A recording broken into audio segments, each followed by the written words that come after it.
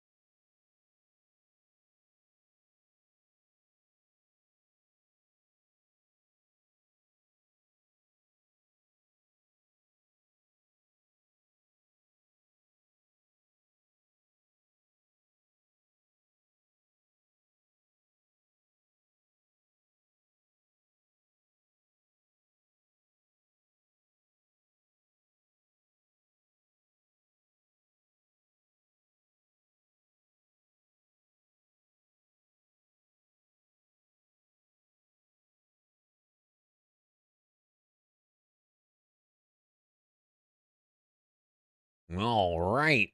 Sorry about the less than epic delay, my fellow Redditors. Huh. Down doots to the left.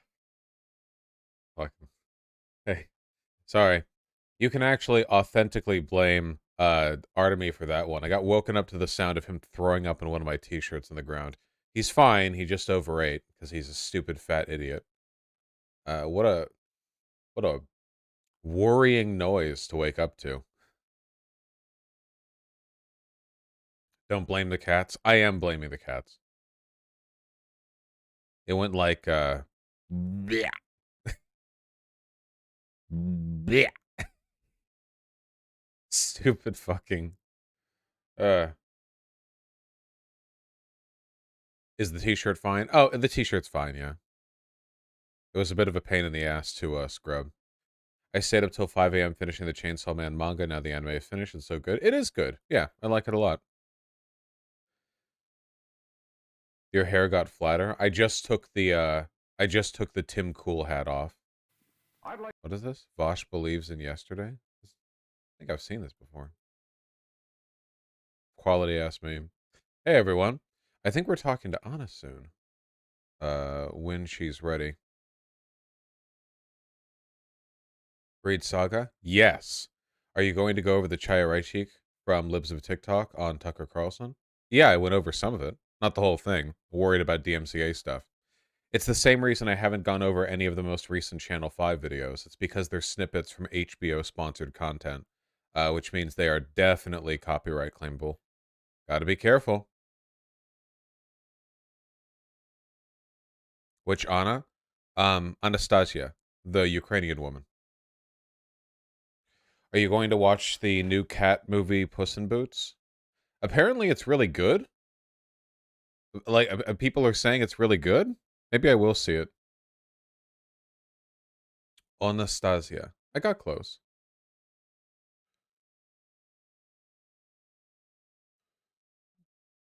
Isn't it fine if it's fair use? No, that's not how it works. Um, even if you, so here's the thing, okay? If you want to craft like a fair use case for a video that has been entered into the YouTube copyright content ID system, that needs to be a video, not a live stream, you know? Like if you want to if I was doing a video essay, I would be way more comfortable using that material because I can upload the video essay, see if it flags content ID. If it does, make edits, go back, whatever. That's one of the reasons why when you watch those BreadTube video essays that use copyrighted content, you'll see them invert it or flip it or like change the color grade or something. The problem is with a live stream, you can't do those live corrections and edits, which means that you can just get fucking nuked from orbit. Andrew Tate's house got raided again. Yeah, he got raided by Romanian anti-terrorism police in connection with the alleged trafficking of two women. So I guess we'll see how that goes. Did you hear about the Sri Lanka advisor stepping down because he was photographed fucking their wife's dog? What?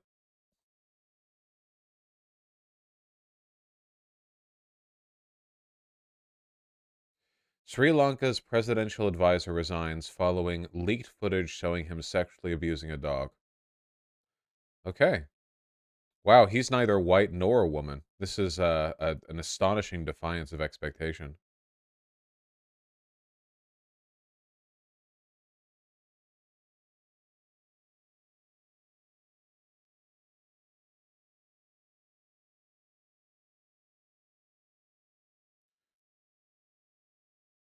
Wait, is it a woman?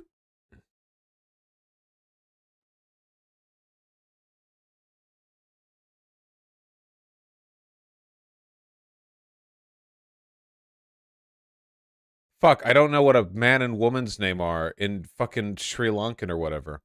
Wait,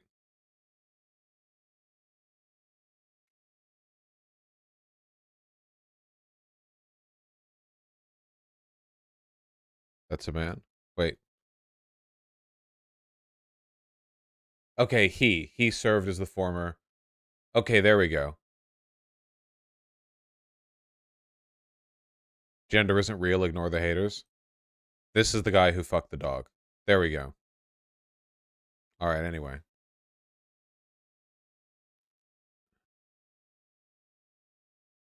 Damn, I wanted to blame women. Yeah, I know. Miss Karandana said she had reported Marasingh's bestiality to the president's wife and the president's secretary, but that no action had been taken so far. Uh-huh. Damn, dog. Damn, dog. Why the fuck, if you were one of the higher-ups in Sri Lanka, would you not hear this and immediately fire the advisor for optics alone? Like, why would you not hear this internally and go like, wow, it's going to come out eventually that the president's advisor fucks dogs. We should probably get rid of him quietly and like fucking bury this um beforehand. Why?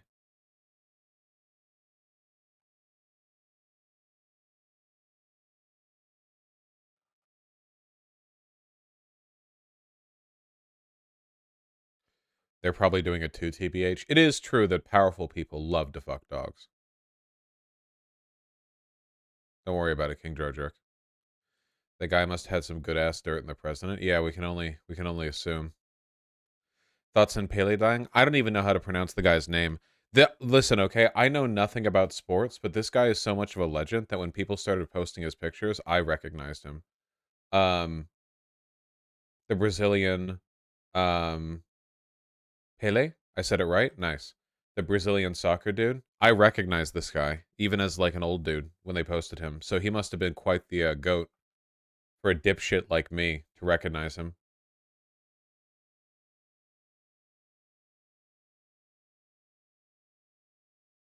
Here he is doing what I believe is known in soccer as the Zoop. This is from the 1958 World Cup. It's the Zoop, right? Man, this guy knows lots of fancy tactics. Holy shit.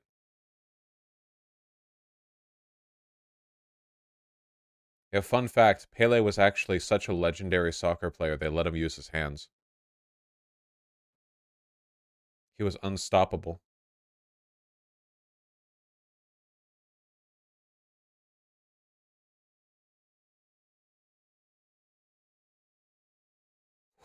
Why are there so many pictures of this guy doing badass shit? What the fuck? Dude, what is he doing? What are you doing, man? Well, it's sad that he's dead, but he also died at like 80 as a legend and spent his entire life being cool. So, probably going out on better terms than basically any of us ever will.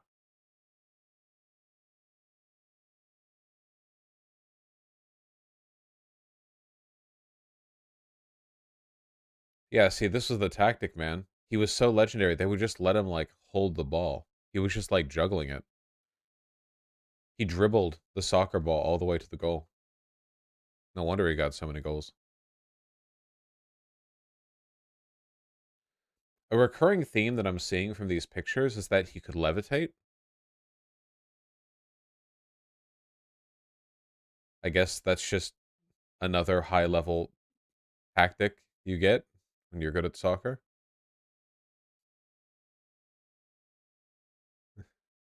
Seems unfair, TBH. Hey, it's part of the game, okay?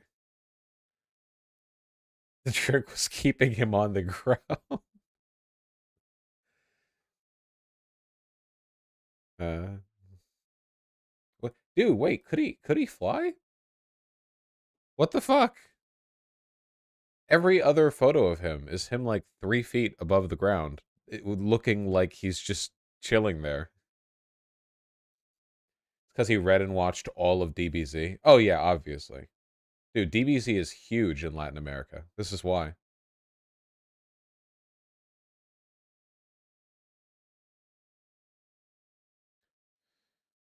He scored in 1,281 out of 1,363 professional games.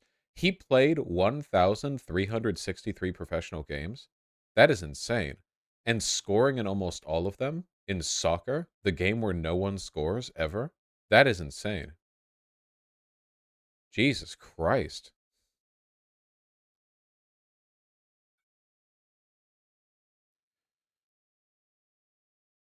You'd be surprised how many athletes love anime and talk about it. Oh no, I totally get that. Look at this goal. It's one of the most flagrant handballs in soccer, and it's still counted. Yeah, what the fuck? This guy's not Pele. He can't do that. He can't use his hands. Can we have a quick acknowledgement of Latin American Dragon Ball? I love this.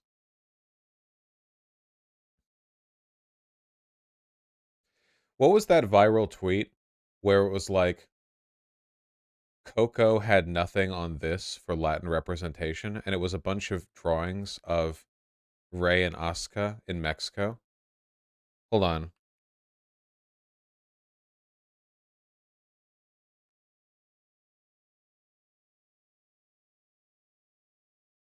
We love our anime. Yeah, yeah. Twitter Ray Evangelion Anime Mexico. Okay, I can't find the Twitter post, but I can find this classic video. No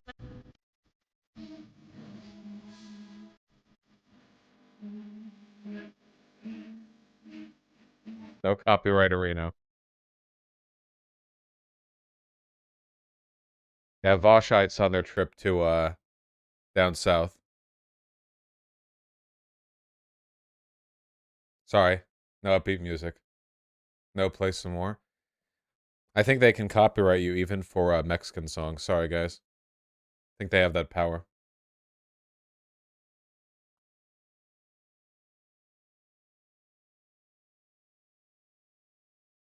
Here we go. Vosh Stunlock 5 hours later. Maybe we get to what the stream was supposed to be about. This stream is about me stunlocking.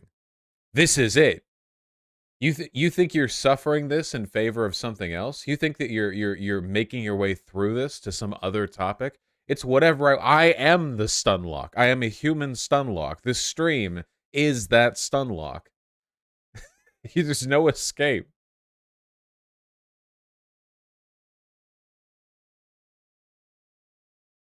I've got a friend who used to live in Peru. They said they had incredible Japanese influence. Apparently a lot of Japanese expats too. Interesting. I don't know anything about that, but you know, world's a big place.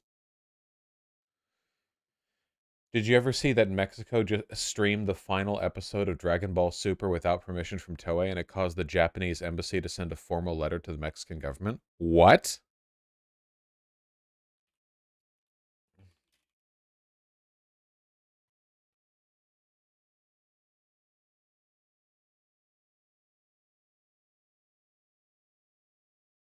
How do I even look that up? Oh my god. Embassy of Japan in Mexico sent a note to a Mexican governor regarding the public airing of Dragon Ball Super's last 2 episodes, asking to suspend it if it's illegal because of Toei's authorial rights. Where were you when...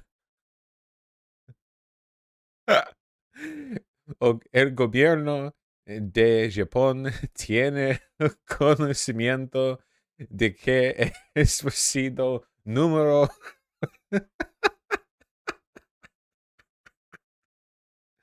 Fuck, that's good.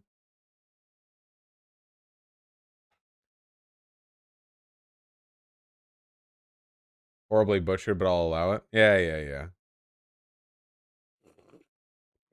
yeah. Happy birthday, cat. They hyped it up like a boxing match.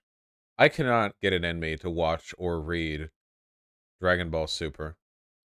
Goku versus Jiren is being advertised in Mexico like it's a high-profile boxing match slash MMA fight. Dude, holy shit. Oh my god, that's so fucking good. Wait, why? Go back. There we go. That's so fucking good, dude. Holy shit. My people. Yeah, fuck. Thank you, Mofongo Mofo. I try. Yeah, this and they've legalized gay marriage.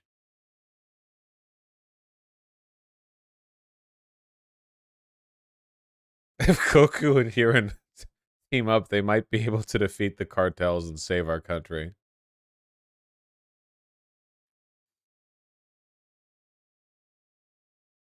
You implying it's not high profile? It's for the fate of our universe. If Team Universe 7 loses, we'll be erased. Oh my god, dude. This is so fucking funny. Here's the crowd reacting. I love shit like this so much, man. It's so fucking funny. It's so cute.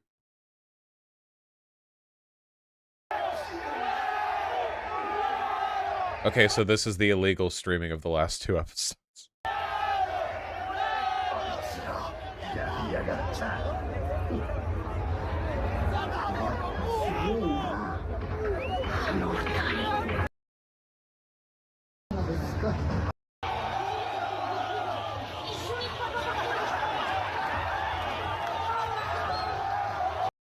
Okay. Sorry. Whatever the fuck's going on over there, man. Yeah, it's like a sporting event. Let's be honest, even if you're not a DBZ band, this would be hype as fuck. Yeah, just being in a crowd shouting with people is fun, right? How did it even get so popular there, Lamau? Um, I don't actually know the specifics. It's probably kind of similar to how DBZ and Naruto are really popular with Black Americans. It's usually like the production company or the translation company that got a hold of it marketed it in a specific way, and it ended up getting popular in different or unique ways because of it. Or like the times that it aired, or like whether or not they had a Spanish dub that was really good, or whether or not there was like a deal made with like a prominent Mexican TV like studio alongside that. Like the there are like so many complexities for like the way in which this stuff ends up getting popular across the board.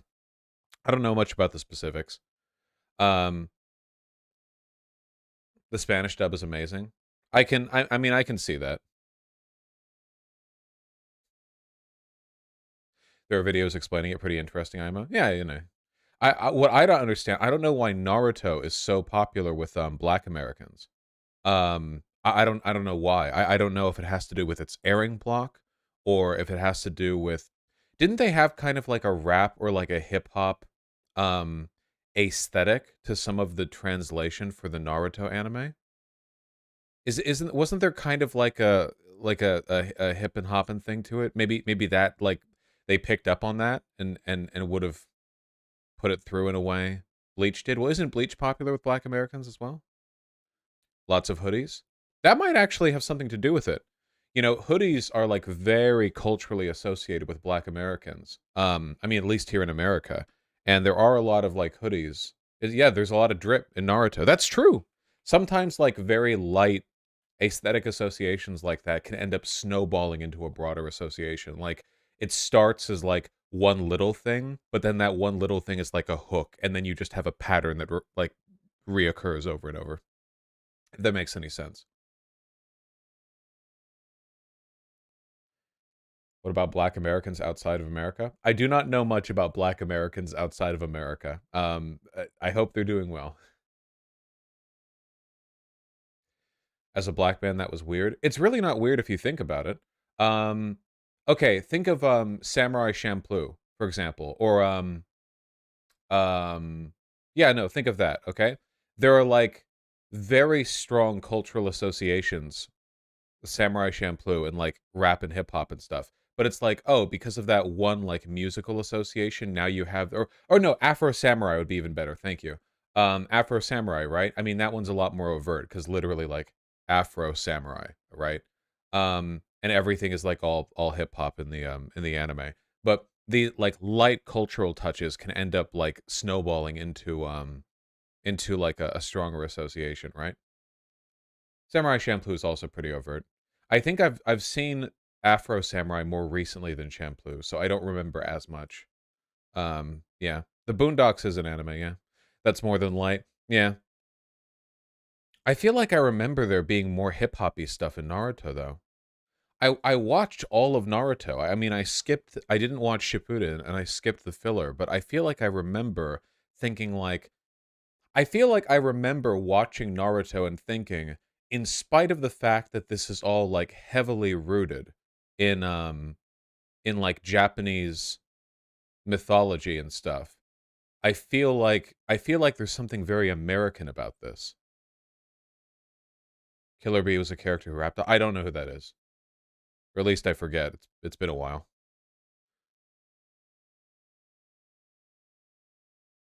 Killer Bee is in Shippuden? Oh, well, there you go. Okay.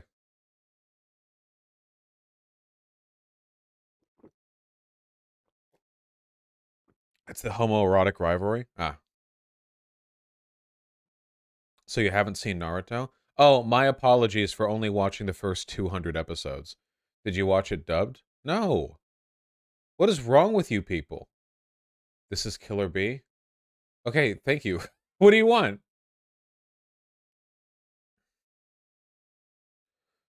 Hoodies are culturally black? Wait, do people think that's race? Wait, is that are we gonna do the meme again? Wait, are we gonna do I'm non-compete Nazis at a point thing? Fuck yeah, obviously hoodies are culturally associated with black people. Is that controversial? Was that yeah, obviously. In fact, Folding Ideas did an entire video on hoodie versus hooded sweatshirt. In terms of like the racialized associations with the clothing and how hoodies are like massively associated with black people in the States. As a white guy always wearing hoodies, I've never associated them that way. Yeah, that's because you're a fucking moron. No, that association is okay. Hold on. If Folding Ideas says it, then I can't be wrong. Okay, hold on. Folding Ideas hoodie. Oh wait, that's just going to give videos on how to fold a hoodie. Uh, obviously, of course that would.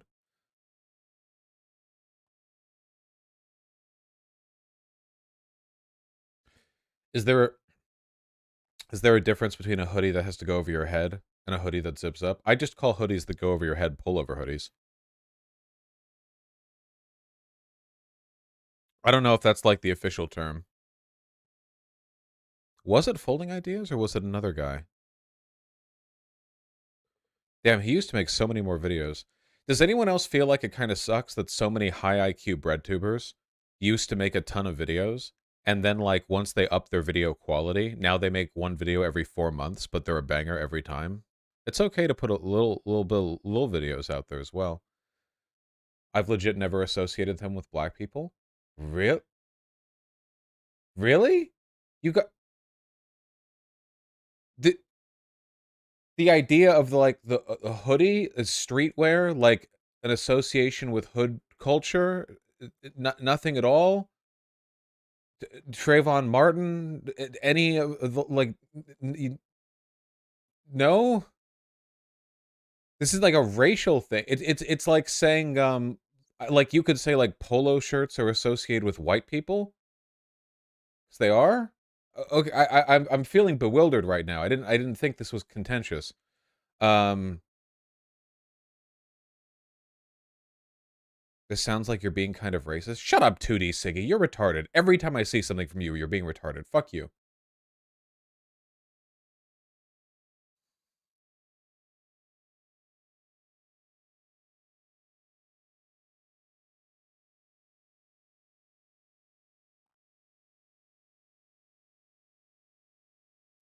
It's your fashion item. So hoodies is hooded sweatshirts, utilitarian garment that originated in the 1930s for workers in cold New York warehouses. The garment was depicted in FBI composite drawings of Unabomber Ted Kaczynski. The hoodie became linked to seedy, threatening criminality. In 2012, Trayvon Martin was shot by George Zimmerman while wearing a hoodie. Protests over his death involved hoodies. Geraldo Rivera encouraged young black people to stop wearing hoodies, though he later apologized. Zimmerman's defense team offered what was called the hoodie defense. They argued that it was reasonable for Zimmerman to regard Martin's hoodie as a threat. According to Carolyn Fleur Loban, author of Race and Racism, following Zimmerman's trial, the garment became emblematic of the Black Lives Matter movement. Oh, I guess this person's racist, too. Dress code author law. Okay, so to be clear, Naruto aired before 2012, but this association with Trayvon Martin and like blackness did not emerge in 2012. This was just, I think, the first time that it became like a big mainstream like culture war talking point thing. The association with like hoodies and like streetwear or like urban culture or thugs, you know, Fox News screeching anytime anyone steals a like Kit Kat bar, 7-Eleven, dog whistle bullshit. Like that stuff had always been there culturally, or at least it has been for a long time, at least since the 90s.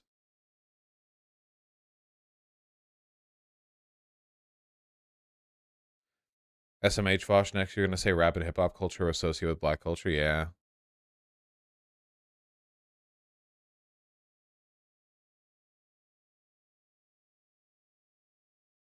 I associate it more with emo culture than black people. That is a very white thing to say. That oh my god, you just lit up in the dark. Holy shit. Um, it's okay. I forgive you. I'm white as well.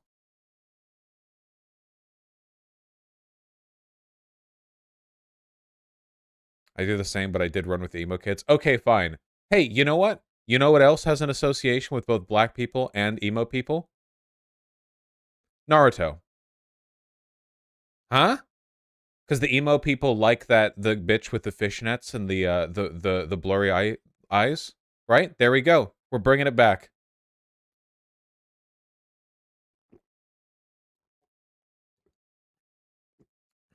Great job bringing it around. Yeah. And Sasuke. Yeah.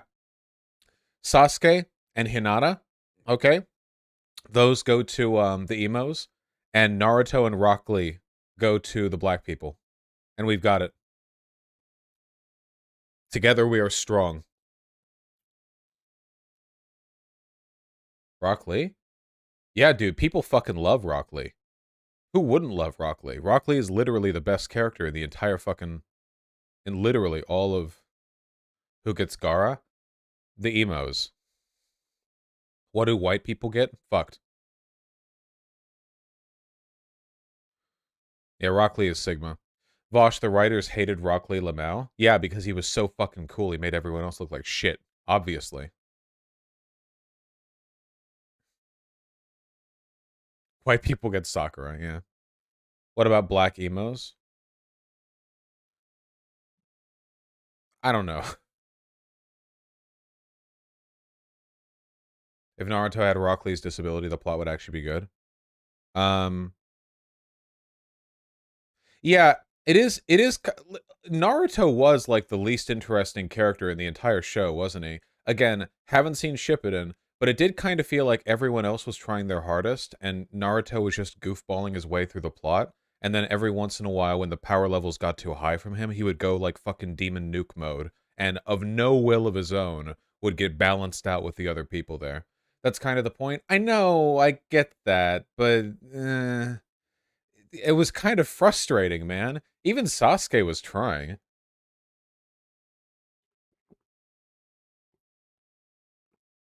Fuck, even Gaara was trying. And Gaara was like mega OP. Early on, at least. Yeah. Welcome to anime lol. Yeah.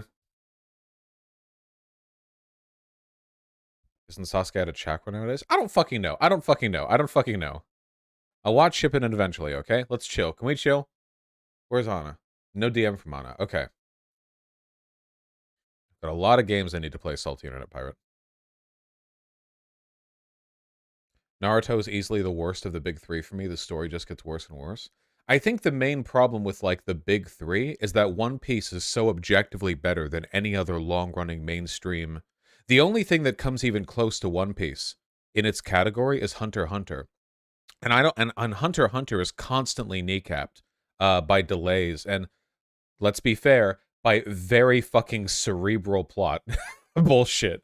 Which I need to reread the most recent arc, man. Now that they're doing this shit again, I need like you the most recent plot arc of Hunter x Hunter. You actually need like a fucking help guide next to you, like an encyclopedia to refer to. Just reading that manga, the most recent arc, feels like you're uncovering a mystery, like live. It requires all like Sherlock brain powers to follow along. It's on hiatus again? Fuck. God damn it. Yeah, I've read it, Lorky Prash. I don't know what the big three are anymore. It seems arbitrary. It's just it is arbitrary. It is. Yeah. Just rewatch Breaking Bad like a normal person? I have. Hunter x Hunter is the true leftist manga. Yeah, for those who don't know, this is an actual page of the Hunter x Hunter manga. This is not a joke. I love and respect this so much. Unironically, the mangaka was like, look, okay, we have a lot of information that we need to get out there, and I am not even going to fucking bother with framing this like a comic, okay? Leftist manga. It kind of is a leftist manga, isn't it? If I remember correctly, Hunter x Hunter has some pretty strong theming in it on like the relationship between power and authority that comes across as at the very least like critical theory-esque.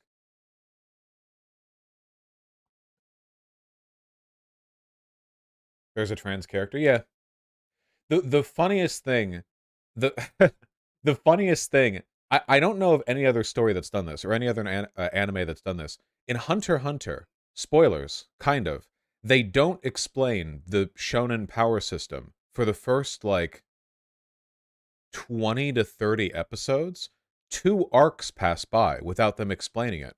The main characters, Gon and Killua, are just so naturally strong that they beef their way through early encounters with no understanding of the like the power that will dictate the nature of battles in Hunter x Hunter. Like other people are like adults and they're like, yeah, yeah, and the Gon and Killua are just running around smacking people to death. And then at some point, midway through their tourney arc, they're like, okay, we have to explain this now. Get ready, the next 3 episodes, no shit, are literally going to be an old guy explaining how Nen works. Okay, so there are 6 different types of Nen, each with 18 different degrees of severity that correspond to opposing types. In order to create a Nen power, you actually need to establish a given covenant with the... And it's just the whole insane theory. Insane. In the newest manga of Hunter x Hunter, the power system is expanding with dual types. Okay. They didn't need to make it more complicated. Nen is already by far the most complicated. On the scale of complexity, with the least complicated being Dragon Ball Z, and the most in Dragon Ball Z, the power system is the stronger you get, the stronger you get, and sometimes you make laser beams happen. And in the Hunter x Hunter scale, there's like a fucking theory textbook you have to read before you make a covenant with your fucking power level or something. There's would you consider Avatar anime? I do. Yes, I consider The Last Airbender anime. It is anime in literally every respect, except it was made in America. And I don't think that anime should literally just be cartoons made in Japan. I think it refers to a set of cultural and aesthetic sensibilities that The Last Airbender nails. This is why I don't watch anime anymore. This is retarded. Okay, Allison, I know that I'm kind of digging at it, but the Hunter x Hunter anime is legit like 9.5 out of 10. It's really good. It'll take a lot of your time, but like the final confrontation in the anime, or the final main confrontation in the anime adaptation of Hunter x Hunter is, in my opinion, probably the best anime fight ever done. I'm including everything in that. Everything in any, more than the fight between Naruto and Sasuke, more than Boros versus Saitama, just literally like absolute pinnacle of fiction there.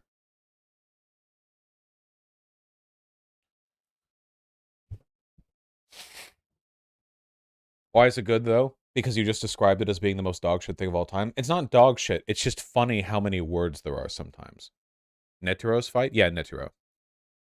Why do you not say the X in the name? Apparently you're not supposed to. You just say Hunter x Hunter. I used to say Hunter x Hunter, but then people in chat made fun of me for that. So now I just say Hunter x Hunter. And apparently that's how you're supposed to do it. So, yeah. Would you consider panty and stalking anime? I would, because I don't think they commit fully to the like um Western aesthetic, you know? Like ATLA has one aesthetic and it's fully dedicated to the anime shit, whereas panty and stalking feels like it dips into the Western cartoon aesthetic as a way of accompanying how dirty the plot and the writing is, if that makes any sense. But it still feels very much like an anime to me. Do you still keep up with One Piece? Yeah. Is Netflix Castlevania anime? I don't think so. That looks very Western to me. How do you pronounce Monkey D. Luffy? Like that. Luffy, not Luffy, right? Um, what's the cutoff point for something to be considered an anime? I don't think there is a cutoff point. It's just it's arbitrary. The associations here are always just going to be like, here are a collection of characteristics I think kind of resemble this, so I'm just going to go with that. It's just a blurry, whatever makes most sense to you thing. I don't think it's a big deal. Um, Yeah, I don't think the Netflix Castlevania series looks like anime at all. I do think it looks amazing though. I think the Netflix Castlevania series might actually be unique. Okay, you guys know how one of the things that makes anime unique as like its own aesthetic style is that for the most part, anime is very beautiful. There's an effort put in to make characters in anime very attractive. It's not just that it looks good like in terms of its animation and stuff. It's that like it's meant to be appealing and soft on the eyes. I don't think that Netflix Castlevania is soft on the eyes, but I do think an effort was made to give characters the same kind of like innate sex appeal that you see in a lot of anime where characters are just meant to look really good. I mean, Christ, the lesbian vampires are gorgeous to look at. Look at these gay bitches. But it doesn't look like anime at all. It just looks like how do you westernize the idea of making people just beautiful and pleasant to look at, you know? Ew? Who said ew?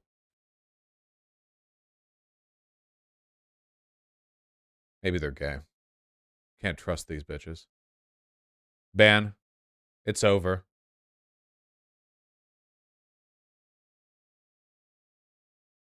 Take them out. God damn, they're nice to look at.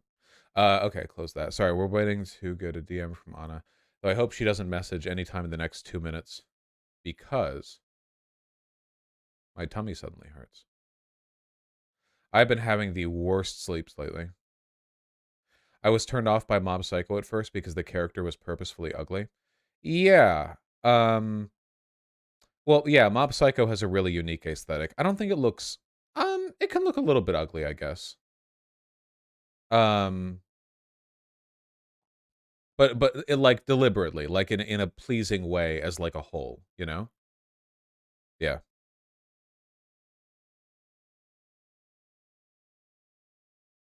Yeah, it can be a little bit ugly as a treat, I think. Great show though. Can't believe it's over. Do you only watch anime and read manga, or do you read light novels? No, I will never read light novels. I can't. I'm sorry. The anime industry as a whole is affected enough by I got reborn into a world where every male is reincarnated into their younger sister's lolly panties when they die or whatever. I see enough of that shit in the anime listings. I do not need to go to the source to read the light novels they were adapted from.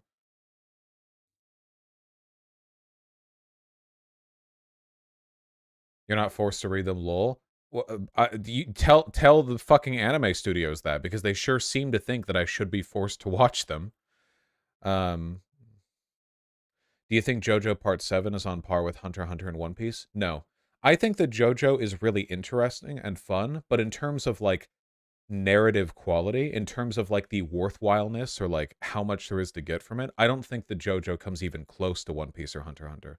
I think it's phenomenal in an aesthetic or like vibe sense, if that makes any sense. Like I think that I think so in terms of like equivalency, I think the difference would be like Hunter x Hunter or One Piece might be like reading a really good, nice book, and JoJo might be like a really incredible art compendium or like a photography book where you you see like this incredible vibrant shit page to page, but it's without context, you know? You would just open a page and it's beautiful and interesting, and you move to the next and it's beautiful and interesting, but I don't think at least not for me, it'll leave the same weight as if you'd read like a really big novel or something. Or maybe a better comparison would be like a game and the game's art book compendium or something, where like the game is the full experience with context. and then the art book is like all the most beautiful moments taken out of context but highlighted and given like a ton of attention and space. Something like that. I don't know. Keep in mind, I really like JoJo. I'm not shit talking on, you know. I'm reading the manga. I will never watch the One Piece anime.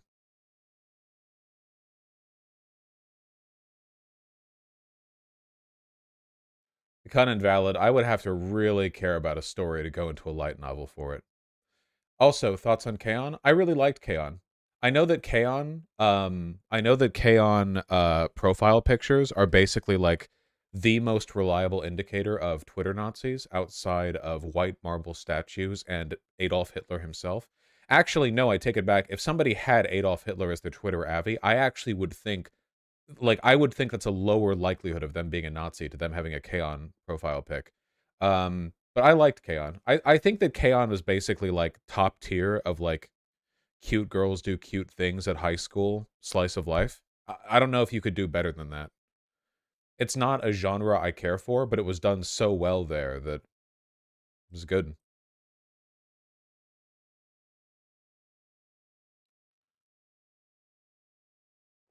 I haven't seen Bocchi the Rock. Yes, a lot of people are recommending it here. What was the anime of the tiny mute prince joined to a giant? That was Ranking Kings. Very true.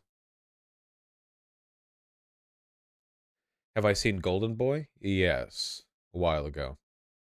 In comparison to Lucky Star, where would you put Kaon on? Okay, this might be a bit of a taboo, but you guys know Kaon Star in retrospect isn't that amazing, right? A lot of Lucky Star's appeal was the fact that it came out in an era when Western weeaboo shit was getting more popular, and Lucky Star was like a mishmash of references to all the shit weebs cared about at its time. It was basically like in an in an emergent market of Western weebs, Lucky Star became like the like threshold or like the reference point for a ton of like, you know, the things they would have been into at that time. I don't think in retrospect it's as interesting as it would have been back then. Not to mention, it's a little bit before my time. When did Lucky Star come out? 2007? Like, at the time, I would have been 11 years old. The references that anime viewers cared about back in when I was 11 aren't what I care about today. I didn't watch anime back then. I've gone back and seen some anime from the time, but it came out before a ton of the stuff that defines like modern anime, you know? Not to say it's bad. I will never see Black Clover. Haruhi has this problem as well. Yeah. What about Pop Team Epic? I actually haven't seen it.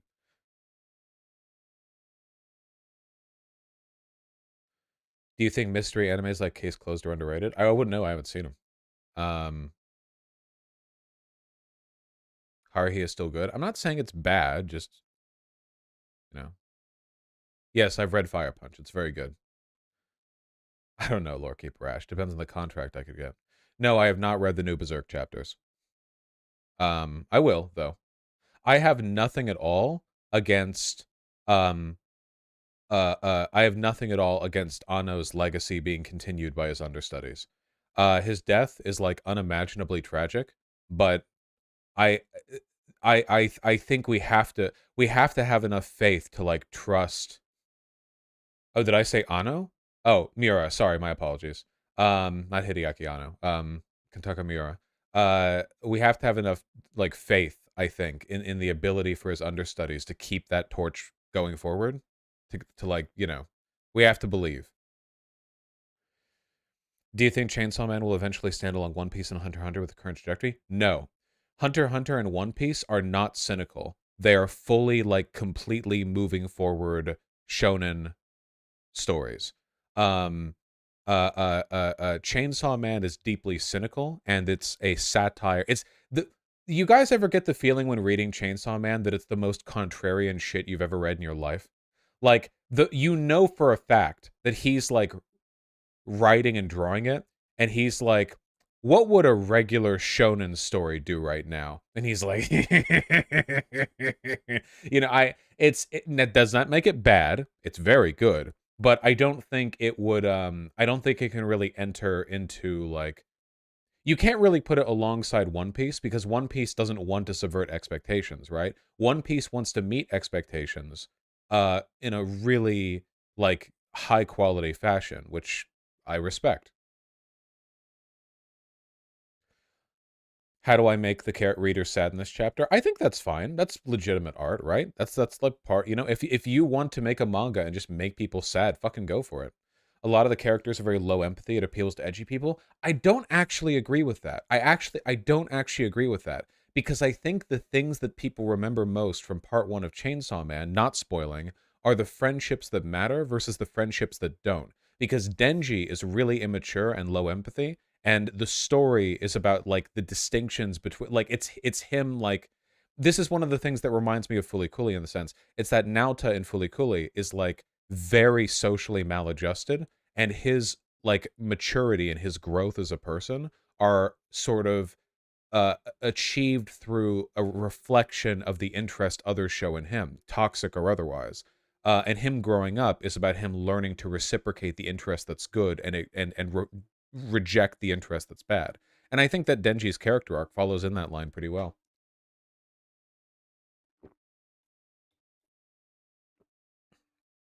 But it's a taste thing. Obviously, Chainsaw Man is very edgy.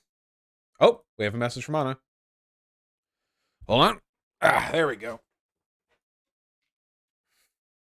Fire Punch was edgier than Chainsaw Man. If you people have read or watched Chainsaw Man and you thought that was edgy,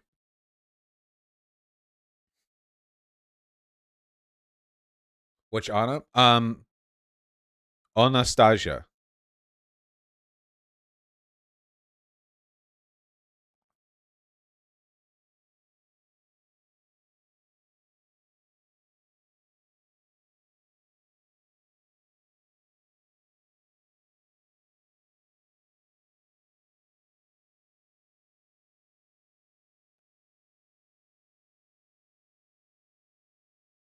I hit the call button. Anastasia, like that. Anastasia. People are saying second to last syllable.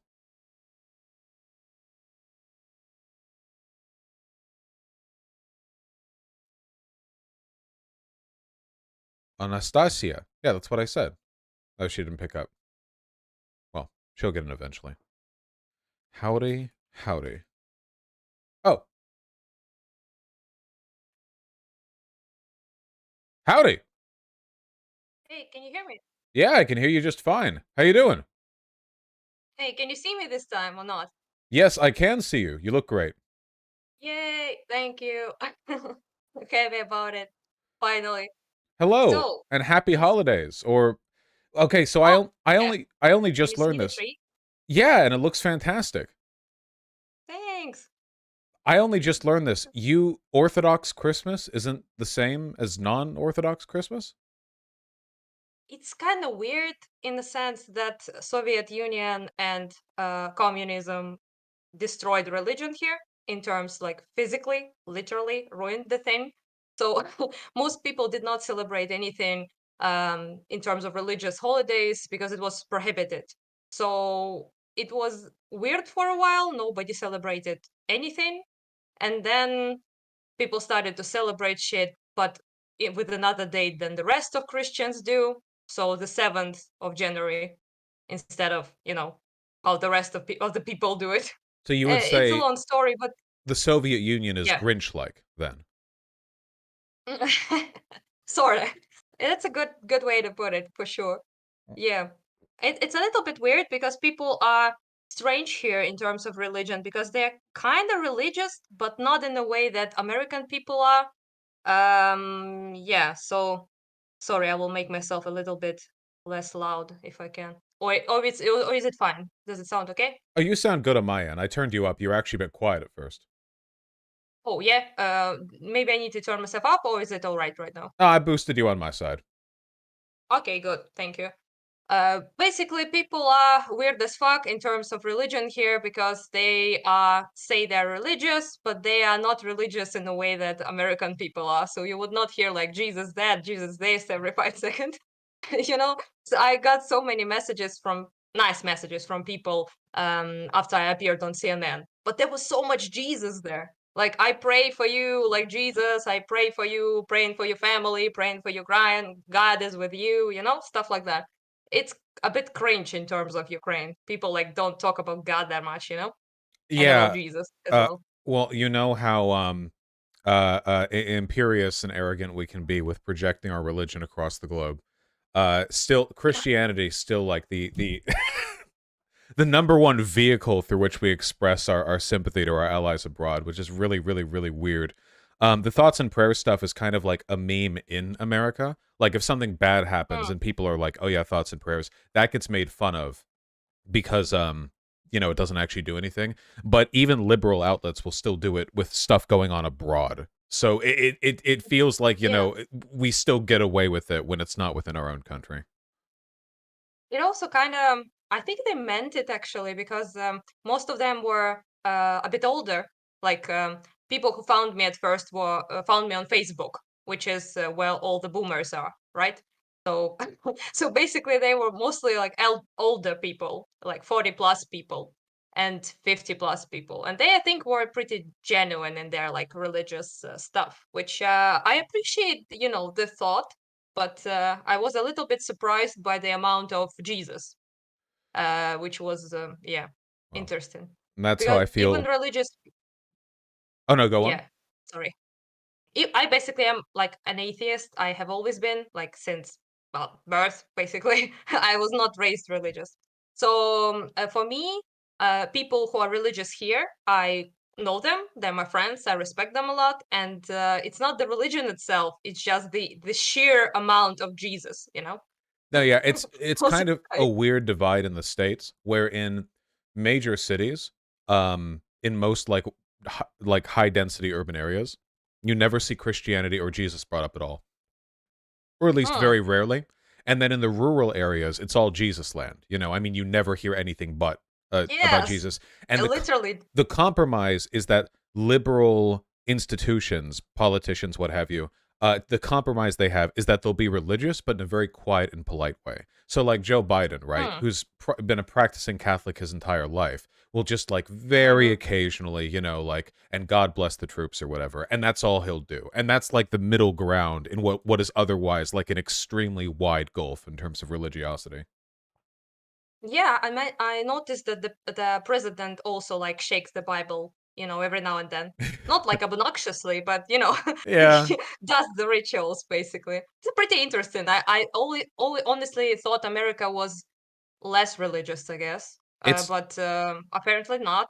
Like half the population is pretty religious, half is not. As it seems like, conservative people will be like more religious, right? And liberal sogdams, whatever, would be like more less religious, I guess. Yeah, it's moving pretty quickly. Um, I think the number of atheists in the United States, it's like going up massively. I think the number of like religiously unaffiliated people is something like 30% right now. But a lot of the people who hmm, identify with Christianity do so in the most like distant way imaginable. It's like, they put up a Christmas tree and maybe they've gone to church like once. me. Right, right, but I Yeah, like I put yeah. up a Christmas tree, but they're like culturally Christian, but they don't engage with the religion. I think it's like 50-50 in terms of actively religious now in the States, which is pretty wild. That's in here. It's like most people like that. So they will say, yeah, I believe in God, but they're like, don't go to church and shit. So Oh God, I basically, like wish. it's like a ritual, basically here. Wish. So there's some people who are religious for sure, but most people. But to be fair to them, the way it was done, like I am all pro atheism. I was like when I was in Czechia, almost everyone is atheist there in Czech Republic, and I was like, holy shit, it feels so good. But then the way it was done by Soviets is not the way to do it, in my No, opinion. I'm not. So I'm you not know, endorsing yeah, this the Soviet yeah, model of eradicating religion by persecuting like its institutions and then quietly bringing back the Orthodox Church because so many people got mad they wouldn't go to work. I'm not. Yep. I don't endorse their methods. It seems kind of counterproductive. Not Um, to mention the fact that they literally like destroyed churches, stole the fucking like how do you call it bells, like golden bells from there, like paintings. They like ruined everything pretty that was here just because I don't know why. Honestly, they just hate pretty things apparently. yeah, I So, do want the it was bells. done in a very yeah, it was done in a pretty barbaric way, and prosecution, in my opinion, is not the way to go. But it is what it is. People then started to practice religion somewhat with a little bit of a vigor, like overcompensating in the 90s. Basically, people would start wear crosses, like obnoxious big crosses and stuff like that in the 90s to sort of like return to, I guess, religion when it was not prohibited any longer. But it died down then. After all, people Well, got like tired of it. it's the And countercultural thing, right? Like now that you're not any longer under the thumb of the Soviets, like how do you express your Ukrainian patriotism? Well, by adopting all the symbology that the Soviets denied you, like yeah, overt Christianity. by wearing an extremely tacky crosses, of course. We still have those over here too. uh, yeah. Are they like gold and shit or? Oh yeah, God yeah, for sure. I mean, literally, have you seen what Kanye West has been up to lately? That guy is like the archbishop of incredibly tacky Christian merchandise. Like like these big wait, hold on. Kanye West sweaters, I think. He has these like gigantic Christ is King branded. Oh, I saw that. So cringe. No, Ew. yeah, with these huge like crosses and stuff. I'm trying to find because he puts out so much merchandise. It's really difficult. Well, here's one of him as Jesus Christ, which feels kind of sacrilegious, I guess. But I really don't see you, by the way. So if that Oh, could did I be not hit the fixed, button? yeah, I'm Oh, staring at my set for sure. sorry. There you go.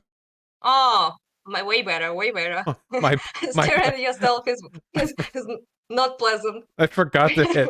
Whoa, whoa, whoa. That's not true. I forgot to hit the button. Professional YouTuber, Uh, professional, true professional here, Oh, right? don't even. I This is far from the worst I've done. Just yesterday, I had an interview with the the project manager for the National Trans Survey, and I forgot to Hmm. publicize the survey participation to my audience before it closed. So there was a couple thousand respondents we could have gotten who we didn't because I just completely fucking forgot. Oh, that sucks. Yeah. But Uh, oh, I also have a new camera, by the way, for the people. Like, hey, everyone, by the way, who's watching, because this one does not ruin my face that much. The last one, cheap one I had, it was like distorting, like disrupting the image. Basically, it was like doing some weird voodoo shit with my face. It was like not properly proportioned. But this camera is better, so people can, see the thing no, as it is. you look great. And also we have a working internet Thank you. connection this time. Here, wait, I just as a Yes. curiosity, I'm linking to you the stupid fucking one of Kanye's like Oh, very loud Kanye sweaters. West. Oh shit, it's so tacky. Bleh, You God, see the oh. Christ on the sleeve? It's very funny. Yes. I kind of Oh, like it. no, that's bad. That's like 90s Ukraine, basically, aesthetics. There. Oh, dude, holy shit! 90s Ukraine We're was just a past bunch of that. Kanye's walking around. That's fucking amazing. Hmm. Can we see it? Wait, Yeah. chat. I just In showed terms you. of style. Um, God, they have the drip. Hello, Chad. Oh wait, Hey. somebody in chat wanted me to ask you. Hmm. Right before you picked up the call, have you ever watched or read Naruto? Yeah, I did watch the entire thing and read it too. I was an anime geek when I was Oh a shit! teen. Even Yeah. Shippuden? Yes. Okay, you're Which ahead. I have thoughts on. Okay, well shit. Not Don't share them. You're ahead of me then. Fuck. Okay, there you go, chat. yeah. I did watch it. I actually watched a lot of anime, but I mostly liked more grim, serious shit. So my favorite thing is anime called Monster, which is I love Monster. Monster in English. It is fucking amazing. I love it. That's the one with the. No, that's not the one with the hand. The one with the hand is Parasite. Ah, Okay, no, yeah, Monster is one. I always no, get no. those mixed up. That one is. This one is pretty serious shit, like crypto fascists, Nazis, good stuff, Hey, that's what we're historical, talking about today. yeah, genocide and shit, and personal relationship of one Japanese doctor with his consciousness and his vow as a doctor not to hurt people, but knowing that the hurted people actually will save a lot of other people. Pretty interesting stuff. We talk about philosophy, detective lines. It's very like mystical, but at the same time very realistic. Pretty great and very smart, in my Okay, opinion. well, shit, I'll bump it up Yeah, to my list then, because I don't think I've seen it. but it is depressing though, I must say. It's a pretty sad story, pretty tragic. 8.8 on my anime list. Oh my god, they don't throw those out for anyone. You you gotta have either Long a list. lot of high quality writing or a lot of pedophilia to get that high up on the anime rankings. It has a lot of quality writing, I Yes, must. it's yes. Okay, yeah, I'll put it up there. Oh, about that, about the pedophilia, obviously. So people linked me like Kharkiv's kid finder, Hmm. and Oh yeah, I was like, I what went the over there to fuck? contribute to the service. I that meme got a Reuters fact check. I got a Reuters article dedicated to me because of that. It was incredibly Yeah, funny. people send me your fans. They send me it and show me. I was asking them like, "What the fuck is that?" And they were like, "Oh." But when I saw them, were they like implying you're like a pedophile or is it me? Oh no, for sure. I think I okay, I genuinely don't know if the original meme was made by people who like me or people who don't like me. I don't know. I don't think I'm ever going to know. Um but yeah, That tells a lot about your fans. oh yeah, that was definitely the implication. I do think I'm glad Elijah Schaefer tweeted it though because it ended up creating one of the funniest like, you know, miniature debacles of the year. And I was happy to help out I in am Ukraine, you know. I am confused, you know. I'm here in Kharkiv and shit, and I never seen you I'm very helping those, fast. children. I'm very fast. I keep low You to the ground. oh yeah, you're very fast with your helping children ways. You scooting them around. They're children, okay? They're light. Supernatural ability. Yeah, That's what it said it says to supernatural. find children. Of course I'm fast. Yeah. God, that was Well, earlier this year. March 3rd. That was right after the invasion started. Oh my God, I went over there quickly. mhm. Yeah, you just jumped right in, you know? They call Dylan war tourist or some shit like that, which I don't like, by the way. But the real war tourist was you all along. You just came to see those Ukrainian children, help them. Oh yeah, for Good sure. job. I was right on the thick of it. I hate that It term is. war tourist, by the way. I feel like I do too. I do too as I know well. there's Yeah. a small group of people it has to actually apply to, but I feel like if you're doing independent journalism near the front, I don't know like why you would ever try to stigmatize that. You have to have brass balls to even try. I don't know why. Like it's Mm. like it's so obviously good behavior. I don't know. I don't know. People are weird. Yeah, I don't like it, especially when they use it on Dylan because he's nothing like that, even remotely. Um, Genuine person in every way, in terms of the way he cares for Ukraine and for what is going on, and wants to show, Ukrainian voices. And he's truly nothing like a person who just came here for the thrill or some shit or for the clout. So it's really, pisses me off when I see stuff like that about him because it's just not true. I, I spent some time with the guy. I feel like I know. So he yeah, got back to the States and I talked to him and the first thing he said was like, "Yeah, I can't wait to go back." You fucking lunatics, yep. man. How the fuck am I ever going to watch Shippuden if I'm not doing so from the comfort of my not bombed Seattle apartment? Jesus. Oh, you live in Seattle? Cool. Yeah, so I have a friend who lives there. if things ever go red alert between the US and Russia, I get to go first. Seattle's I think literally like one of the closest major cities. So that's me putting Oh, myself at risk, okay? For the Ukrainian people. mm, very brave, I must say. I gotta try my best. Truly brave warrior of Ukraine. Well, come on, I will stop joking about that shit. It's just, I think you've done plenty, honestly, in terms of coverage and stuff like that, which is pretty important. And I also know you did a fundraiser or something like that, which is also, I think, quite good.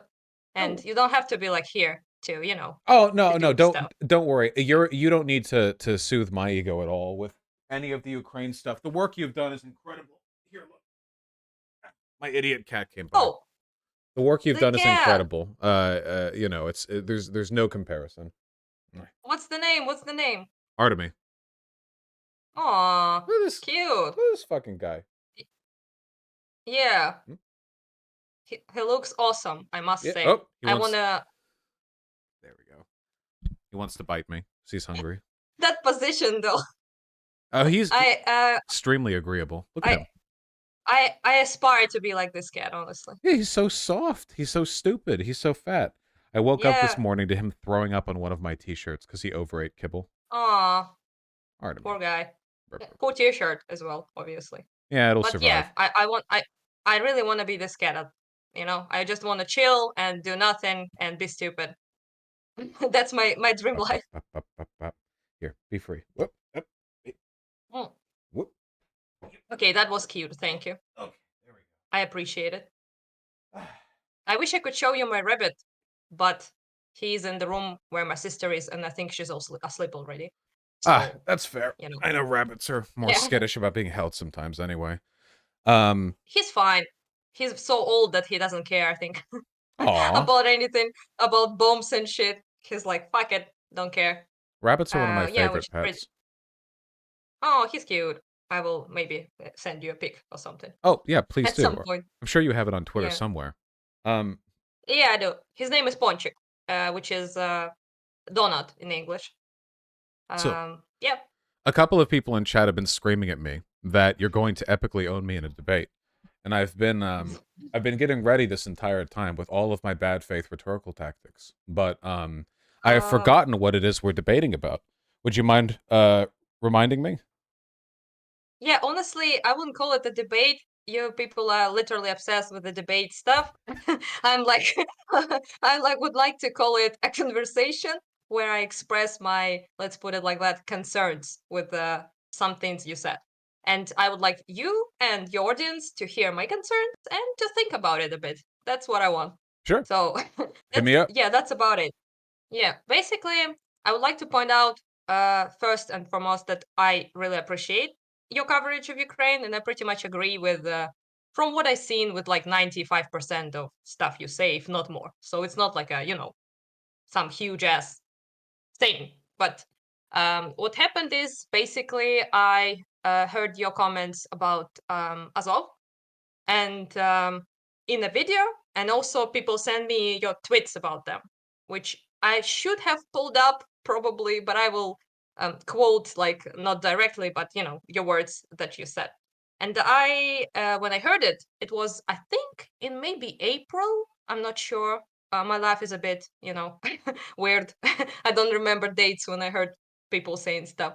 That's But you were reasonable. covering basically what was going on, and I was watching your video. This is how I stumbled basically upon you, and realized you're the last good lefty on YouTube, basically. But the last hope of the Western leftists. But other than that, this phrase, I will admit, did hurt quite a bit, especially because I respect you a lot, and you're not like a tanky, dude that calls me a Nazi whore and everything with Ukraine is Nazi. So these people I don't care about. I don't want to talk about them. Fuck them. But you saying what you said is a bit. It was a bit rough. And what you said was basically that Azov guys should pretty much put guns in their mouths and like kill themselves, and you would be like happy about it, basically. Not Uh-huh. a direct quote, but the gist of it. Also, people showed me your tweets when you said, like, be careful guys to post locations of Ukrainian troops, not to like dox their location to the enemy unless they're Azov. This one. And the comments that people wrote to that were even worse than what you said. But I will not hold you accountable for the stuff that people in the comments says. I will like talk to you about what you said. So this, I will probably share a story first. I know facts and stuff are important, but here's a little bit of a story. So you wished pretty much to the entirety of Azov battalion to die. And you said you would be happy if they die. And people in your comments said a lot of stuff like, yeah, put them to the meat grinder, stuff like that. And me and quite a lot of Ukrainians were highly offended by that shit. And I will try to explain why in the best way I can. So To answer me this, for starters, do you are you of the opinion that literally most people or like every person in Azov is a Nazi? Is this your opinion? No, no, not every. If I so I mean nobody has exact numbers. It's the Azov Sure. Battalion was like a regional defense group that emerged kind of of their own volition during a period of time where Ukraine had essentially no military capabilities, and they ended up getting Yes. involved in the fighting in the Donbass pretty quickly against the Russian proxy invasion. And a lot of the Azov group people were like banned the right ultra nationalists. There were a lot of far right people there, but because it was also like a regional defense thing, a lot of people get pulled in on that. I don't I don't know the exact numbers on this, and every time you check, somebody has like a different like estimation of like, okay, well there were 1,000 Azov people and 500 are Nazis, or actually 10,000 Azov, but only 1,000 are Nazis. I don't know the exact bits. I know that they definitely have a pretty strong like average ideological disposition, though. Correct on everything. I will just add a little bit, details, I guess. Hmm. So basically, what happened is, as you probably know, Maidan Revolution happened, and after that, we had no government, functional government. There was no like election, nothing yet done. So it was a clusterfuck, basically. After the huge revolution, we had like no government. Not with our president escaped, obviously, to Russia, former president Yanukovych, and it was a pretty dire time. And in this exact time, of course, Russia decided to invade, which is obviously like the most like hard time in the history of modern Ukraine. They attacked and they annexed Crimea, as you know, and then they invaded further. So Donbass, the drill. And we at the time, had huge problem with like traders, with pro-Russian people in very strong positions of power, like judges, institutions, army personnel, stuff like that. They were like infiltrated pretty much everything because before Maidan, they controlled pretty much everything. Like not always directly, but many Russian citizens were even, in control of pretty important institutions in Ukraine. So this was a clusterfuck, and we couldn't like literally trust anyone, and we had no functional army, but we had an invasion on our hands. So in the plans were not only Donbass, but also Kharkiv, where I'm from, also Odessa, and other places. So basically, the people who ended up being the only defenders of this country were those volunteer battalions. Not only Azov, many other as well, like Aidar, many other. And they were, as you said, primarily far right people. Some of them were very us people, suspicious guys. So like ultras, so like football fans. They were like maybe like some kind of like gym culture, alpha male dudes as well. There's a lot of people there, honestly, and reasonably the main person who created Azov, Beletsky, was a literal Nazi. So there's like no way around that shit. So he was like basically Jews everywhere, like they control the banking, I'm crypto always saying Jews, this. the dance. Yeah, so basically all of that shit. White race, which was a cringe and a half in Ukraine because nobody literally talks about race here. We're like very homogenous, there's yeah, obviously there are people here who are not white, but the majority of people are white, and it's not like a big conversation. People talk about ethnicity, people talk about nationality for sure, but race, it was like a topic that people like didn't even like pick up. And basically he was that. So yeah, so he is the one who created Azov, which is true, and he was a Nazi, but then he kind of fell in love with Israel, which I don't know what the fuck is that about. He kind of realized that his perfect ethno state all along was the Jewish one. And he then started to use this, by the way, to explain he's not anti-Semitic, because he's like, well, I love Israel. And I was like, what? It's like, forget Beletsky. Basically, he created Azov, and he's a Nazi, yeah. But afterwards, then many people who were also in that battalion, like Yemichev, for example, who is from Kharkiv, by the way, like most of them are, by the way, they are from Kharkiv or Donbass. They are not Westerners, as many Russians tell you, Bandera, Western people. They are actually Russian speaking Easterners, primarily. Kharkiv, Donbass. So as you can imagine, they would be the ones to want to defend their Donbass, where they're from, obviously, right? So it's not only they are like very aggressive people, but they also it's their home that is invaded, like entire east, pretty much, right? So most of them then they had some quarrels basically amongst each other. Some were trying to ditch Beletsky because of his idiotic anti-Semitic rhetoric and that people did not support. It's really hard to sell Nazism in Ukraine.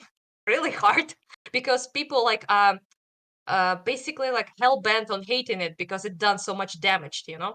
So, for example, in America, you didn't have like a Nazi annihilating you, right? So, but in Ukraine, so many people died, like millions of people died, and Soviet Union, of course, years of Soviet Union were primarily concentrated on hating like Nazism and on saying how great we are because we defeated Nazism, right? So it's pretty hard to sell Nazism in Ukraine in that term. But he didn't manage to do that. He was very interested in politics, not in fighting. He created his own national corps. Not corpse, whatever. Not dead the dead bodies. National something corpse, I think, but I can pronounce the word correctly for make it not sounding like dead bodies. It's So core in basically, English. oh maybe yeah. You ignore Thank the you. P and the S and So just call it core.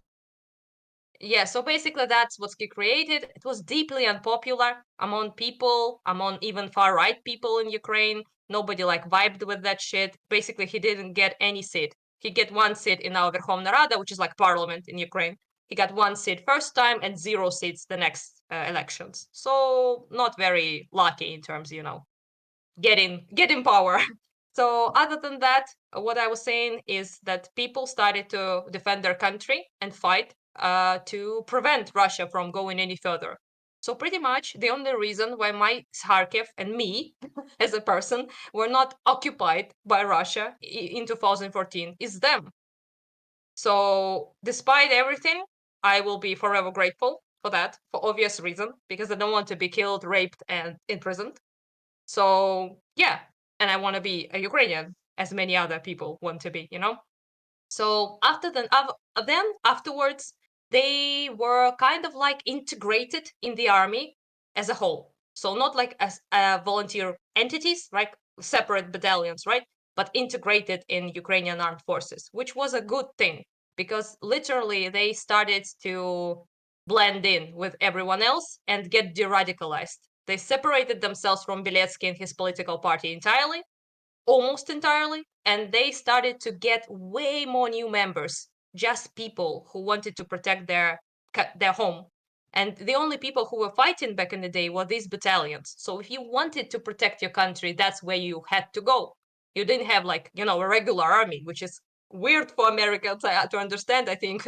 But we had like zero army, and these guys were the ones who started to get more people there, like from various ethnicities. So, like Jewish people, Greeks, Azerbaijani people, all sorts of people started to integrate and to become part of this, force in Azov as well. And of course, this helped with, dilute this nationalist, very far right vibe they were having. And yeah, so this is basically what happened. And at this time, pretty much Nemechev denounced, he's like the actual leader of Azov right now. He denounces like what Beletsky did. He also denounced his far right and anti Semitic stuff. And he said that they have like a 30% of very, very far right people in Azov right now, which is his estimation. There's very much, like you said, you cannot check that shit, honestly. So how would you like, say, yeah, 30%, yeah. But that's what he says. And also we cannot jump in his head to see, are you a Nazi? But at least his rhetoric has nothing to do with that. And no, not a single like manifesto of theirs has anything to do with anti-Semitism or any racial shit at all. Mostly they talk about anti-imperialism, so fight against Russia, and they are very NATO skeptic and very Eurosceptic. So they don't want to be part of European Union and part of NATO. They want like independent Ukraine, and they hate like communism, Soviet Union shit, and Russia. That's like the main gist. And again, not to say that there are no Nazis there, for sure. But, the majority of them right now are not Nazis. So, Here's my problem. Why did you think it's okay to wish those people dead? Oh, sure. Well, I don't and can't really care if Nazis die, because the political consequences of them living are generally far worse than, them not making it along the way.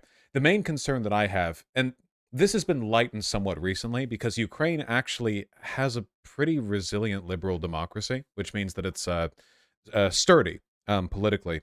But the concern that I have is that what you call watering down, I would call like integration and normalization.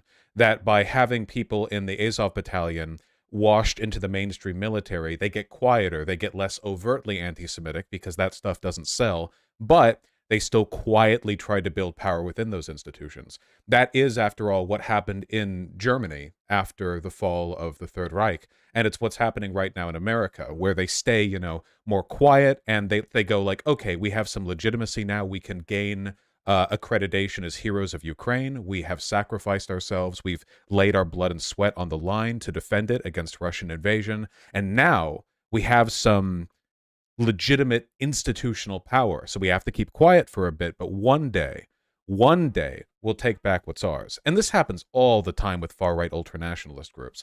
Now, whether or not that's actually going to play out, like, obviously, I don't know. And at the moment, I don't think it will. In particular, I don't think that Euro and NATO skeptic vibes in Ukraine are going to survive the war with Russia. I think that the pro EU, pro NATO sentiment is just too strong. I think that Ukraine has a bright Hmm. future ahead of it, and I don't think any effort to subvert that with some kind of weird isolatory ultranationalism would work.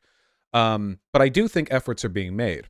There are a lot of photos of Ukrainian soldiers who have like weird Nazi memorabilia patches on their shoulders and stuff. And a lot of Western leftists, they see this and they misinterpret it. They think, oh, look at this. They're all Nazis. That's not true. In reality, it's a small group of Nazis in the military making an effort to be in front of every camera shot because they want to front themselves. It's the same reason why a lot of U.S. Military officials over in Iraq and Afghanistan were very keen on promoting like Western Christianity in the photo ops that they would do over there because they want to overemphasize the presence they have in the in the occupation. They want to overemphasize their involvement. In truth, like edgy statements aside, if you're like a Nazi in the Azov battalion, like a proper Nazi, I mean, like ideologically, I think the best thing that you can do is obviously the best thing, like the best thing you could do is fight, win, and be de-radicalized. I'm big on that narrative. If I wasn't, I wouldn't have so many former alt writers in my community. But if you're not going to be de-radicalized, we just if we can magically assume that you're going to stay a Nazi your whole life or whatever, I think the best thing you can do for your country is to fight and die defending it against Russia. That way, you defend against Russia and you rid Ukraine of your subversive and destructive political ideology. I mean, a great many of them did that down in Mariupol, so it seems they're taking that advice to heart anyway. I know that in reality, people always have the ability to change, but also in reality, oftentimes they don't. And there are really bad consequences to the valorization of far right ultranationalist military brigades, in the context of making them national heroes. We saw what that did with Bandera, after all. I mean, he was a Nazi collaborator and hailed as a hero of Ukraine because the ultranationalist element was seen as like a Not because he was a Nazi, no, no, because no. he was fighting against Soviet Union and Nazis, Exactly. But he actually. was a Nazi collaborator until they rejected him. At a, at And a, at a point, yes, yeah, but that's the thing, right? for sure. Being an ultranationalist means that you get to be a hero in spite of having done that. And that's my concern. Yes, Yeah, and that's what I worry understand. about. It Three it, it things. whitewashes. Three things. First thing, you said that you don't mind and cannot mind like Nazis dying. You think it's like a good thing, essentially. But you yourself admitted that that you don't know if the most of the Azov battalion are Nazis.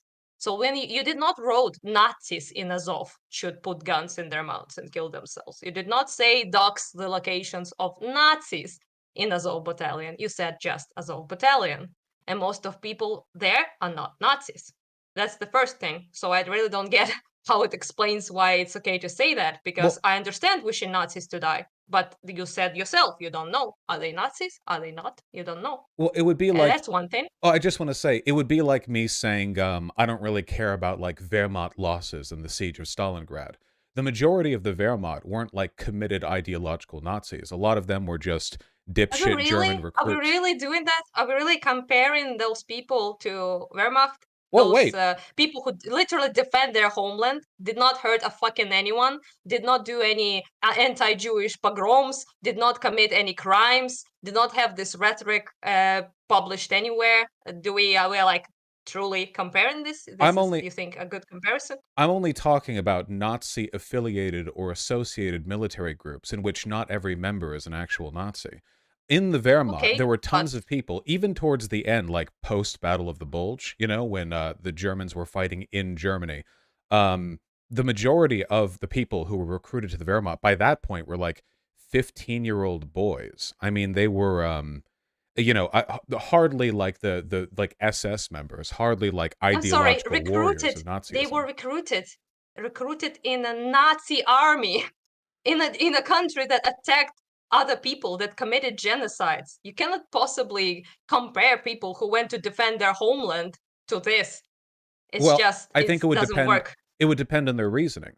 In terms of like the Reasoning was defend my homeland from Russia. That's the reasoning. yes, but it It's really not a bad depends one. on why they're doing it as well. And this is why I worry about ultra nationalism being a kind of whitewashing force for like far right neo Nazism, right? You can want to defend your homeland for very wrong reasons. It's true that the Azov battalion is fighting a defensive war, and the Wehrmacht was most certainly not. But in terms of like the moral character of the people in those armies, in the SS, pretty much everyone was a Nazi. There's no getting around that. But in the Wehrmacht, Yes. the reasons people would have joined up or been recruited would vary enormously. To give you another example of this like principle in action, I don't think the majority of the people who are invading Ukraine, like Russian soldiers, are ideologically anti-Ukraine. I mean, a lot of them are conscripts, and a lot of them are just, you And know, a lot of them are, but not all, for sure. I'm sure a lot of them are, but hardly all of Mm. them. But for the same reason, when I see Russian soldiers killed in Ukraine, I know a lot of those people are probably good people who are just by sociological circumstance thrown into situations in which they are playing the bad guy, but they are still the invaders. And for that reason, I Again, can't. there are invaders. There are invaders. We're not, and we never have been. Yes, but in that instance, we're just talking about like whether or not every member of I that group understand. is an adherent to an ideology or belief system that I think is harmful, even if there was a But you purely you don't defensive know. conflict. Sure, but you don't know the reasoning. You don't know who these people are. You yourself said that you don't know if there are Nazis, and I'm pretty sure that at least half of them, if not more, are not. So I explained to you the situation already, and yeah. So this is my issue. I don't think it's a good way to do it. I don't think I again respect you. This is nothing like I'm not like trying to paint you as like a awful person for saying that. I'm just trying to explain that to me it's very brutal to say something like that to people who are, first of all, defenders of this country, and second of all, are not Nazis. Not all of them, not even the half of them. Okay, So if they were like actively committing like some shit against Jews, if they were like, even if they were talking about it, that's another conversation, but okay. they don't. To use So a specifically defensive context, then, to be a little bit more broad, only using like the defensive force involved, I also would not care that much about the death of Polish ultranationalists during the invasion from Nazi Germany in 39, or right wing ultranationalist Brits who were killed in the Blitz by the Luftwaffe. Um, in large part because even if they're on the defensive side of things, we're talking about people with fundamentally genocidal ideologies, or like yeah, like the Ku Klux Klan or something, or ultra far right, or like there were divisions of U.S. Pacific military brigades who fought against the Japanese, horribly racist, who went out there and combated them, and I don't really care about their losses either, you know. Whether or not every single member of these groups is like ultra far right aligned or whatever, as a general association, like The point that I'm making is that a war which at its end sees the fewest number of far right people alive is one which, ensures the greatest likelihood of peace at the end. So for Obviously, the you, greatest priority is Ukraine winning, but that's why I think that the Azov battalion should be allowed to fight, and I've encouraged that. the general association with a far right ideology is enough to condemn people to die? Well, I'm not actually condemning people to die. I'm making a sort of errant statement on group affiliation, which I would in many other cases. I've made jokes about 9/11. I don't think it's out of line. I At see. at least in this case, we're talking about people who have the potential to do real harm But how do we know that? I because they're mean, they have part of the zero Azov power. battalion, They are not glorified because they are some of them are anti-Semitic. They are glorified because they literally spilled blood for me to sit here. like Bandera. That's why they're glorified. They're glorified Yes. for being ultranationalists as a way of Well, to covering up be their quite far right fair, views. Bandera is pretty controversial figure because unlike Azov, he actually did kill Jews. So he's way worse in that sense because he's literally on UPA did commit crimes against Jews and Poles as well. Do you think the So Azov yes, would if so they had the ability? no, Why not? It was definitely started not. by a Nazi. Be- because it's not a Nazi battalion anymore. They don't spread that the word. Most of them are just regular people who I personally know, by the way, and who are Okay. not Nazis, who are not anti-Semitic in any way, a shape or form. And this is not the vibe. This is not would be if they did. If I knew that one of them actually were incredibly anti-Semitic and committed some kind of crime against a Jew, they should be prosecuted. Fuck that motherfucker. We do not stand for this here. No, I get And that. I'm not yeah, I'm but we not don't know impugning that. you here. But the Yeah, Azov Battalion was a militia group founded by Nazis who 8 ideologically, years ago, yes, they and there has their been a big change their there. founding has had an influence on the ideological Definitely. predispositions of the group. Do you No, think no, no. it's Wait, not an influence. The founder was a Nazi. Let's put it plainly. I'm not just trying to sugarcoat it. The founder was straight up a Nazi, but it does not. A lot of them are no longer affiliated with them. People like Nemechev are no longer affiliated with that. With Beletsky as well, they condemned him. They denied any connection with him. And I have no reason to doubt it at this point because they have not. There are no credible organization aside from Russian fakes that truly found them committing any crimes against Jewish people in okay? the occupied areas. But what you're And what you're saying right here, again, this is the thing. I'm not talking about whether or not they've committed crimes against the Jewish people. I'm talking about whether or not it's possible that ideologically they would have did exactly what Bandera had done if the socioeconomic no, circumstances were permissive. Right now, we don't live not in a now. world where the people in Ukraine can just up and, facilitate a Holocaust. That's just not a thing that can Mhm. happen right now. But I think that if you went back 80 years, a lot of the people, if taken from now to then in the Azov battalion, would have been collaborators. Certainly, they're ideologically in line with that. The only difference between now and then is that now they're being given a pretext for ultranationalism and national self-defense without it being, directly framed through Nazi collaboration. And that's good, but the There's ideology is still there. there's nothing in them in their like ideology. They are battalion. I'm not talking about a political party. Those are two different things. They are not anywhere there. You can see phrases like Ukraine for white Ukrainians. It's not in their text. It's not something they talk about at all. In Well, fact, yeah, I have not that's smart of them, sorry. right? But the fact that they're not a So political I see. party, So if they're still a you're militia, incapable of believing that they are true about that. You think they are just hiding their power level, basically, is what you oh, think. yeah, I'm sure there are plenty of people in the Azov Battalion who do that. That makes sense for a far right group to do, and they've been doing that all around the world. Again, what we've seen right now in Germany after the fall of the Third Reich, not every Nazi was persecuted, of course. A lot of them have sown seeds in the police and military defense, and right now there are a bunch of like neo-Nazi militias in the like hills of Germany, because only 3 generations ago, a lot of those people's ancestors would have themselves been members of the Nazi Party. They keep quiet. They talk about dog whistles. They talk about German sovereignty and they talk about I immigration. understand And what you mean. eventually they have Yeah, I the understand. right. Well, we see this in America too. well, I agree They're that nothing like that. well, I agree that not I'm every sorry. person in the Azov battalion is like a card-carrying neo-Nazi. I definitely think there's a predisposition ideologically to the group.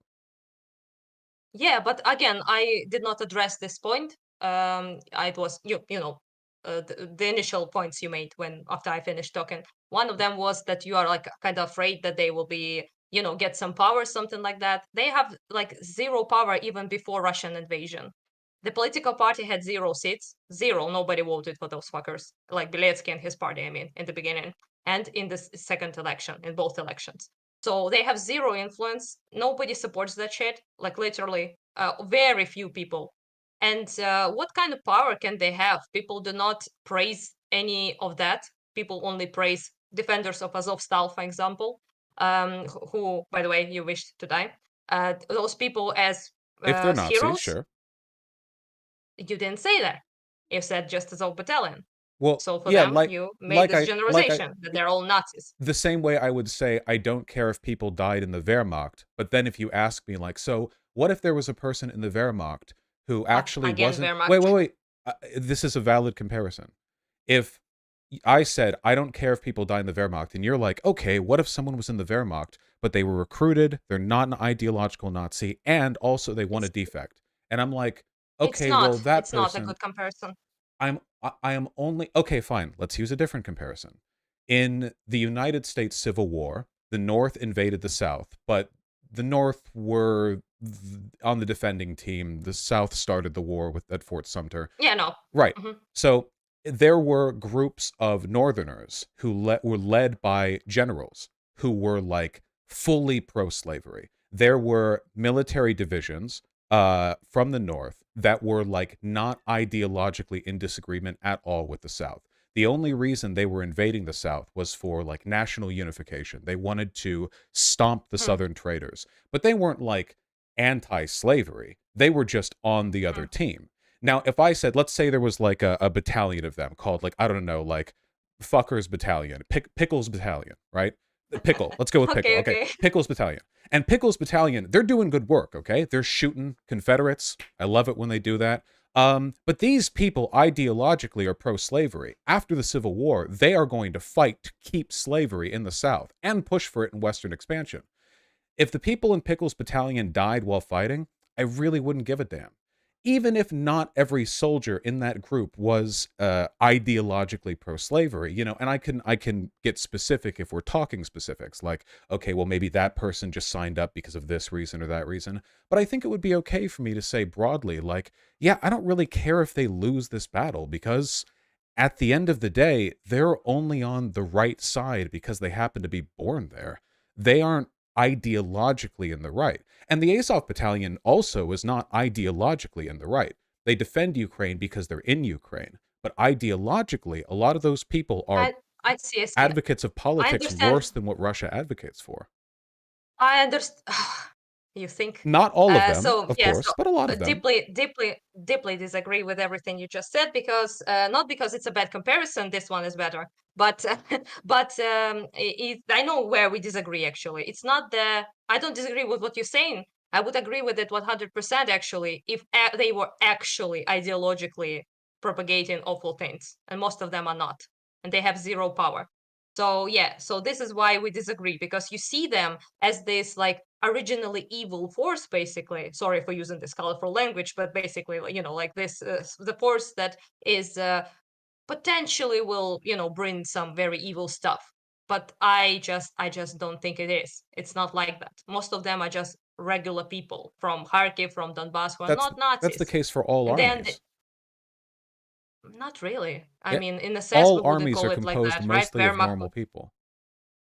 Azov is not the entire army, you know that. I'm not going even to address that. It's like But 1,000 all people. battalions are You guys know composed that. mostly of normal people, right? Like literally any army, any force Yes, from but the what I'm Mongol trying to hordes say and is that it is not their ideological drive anymore. It's not. They're not there to. There's just no point in that in Ukraine as whatsoever. Let me tell you a little bit of a story, just to address why it's so. I guess I cannot breach this. Maybe I don't have like the words for it. And I will tell you, I understand what you mean. I just understand that we are seeing things differently in that sense, because I don't see them as this threat as you do. I Mhm. don't see them as this, ideologically evil force that has some good people in it by chance. I don't see them like that. So this is why I guess we disagree, because the examples you bring, I would actually agree with. I just don't see Azov as those examples. And this is why, basically. So here's the thing. I told this story, I think, to Not So Erudite. I think you know her. I think you talked with her, Kyla. And the story basically is about my friend who I met him when I was in the university, and he initially escaped from Russian invasion in 2014. He was from Mariupol, and he basically what happened is he and other people, most of my friends are from Donbass for some reason. I don't know why it happened in the university. Basically, they all moved to other cities in Ukraine, right? To not be occupied by Russia and not to be part of this Donetsk People's Republic shit. You know probably about it. So they moved to Kharkiv, to Kiev, to other cities basically. So let's call him Stas. He moved as well. So he moved to Kharkiv. But then he just couldn't deal with this shit, and he told us, me and my best friend who is now fighting, that he will be enlisting to defend his home. He cannot let Russians take it, and he just cannot allow it. He wants to defend his home, his loved ones, and Mariupol was, as you probably know, back in the day, indeed defended. So they did not let Russians take it, basically. And he then, oh, sorry, my computer is about to die. Fuck, fuck, fuck. No, no, no, no. Don't do that. I'm in it. So he enlisted in Azov, which was the only battalion at the time that defended, you know, east, and also a lot of them were from Mariupol, and he wanted to defend his hometown first and foremost. And since then, for 8 years, he has been fighting in the battalion and fighting for Ukraine. And then when this phase of war began in February, he was the one who also, they had amazing experience in fighting. They were like one of the best soldiers at that point. So they were sent to the toughest places, like Mariupol, which you probably know. I think you heard, right? You talked about it, I think, about Azovstal. Yes. And yeah, so he was there. And yeah, and we lost connection with him.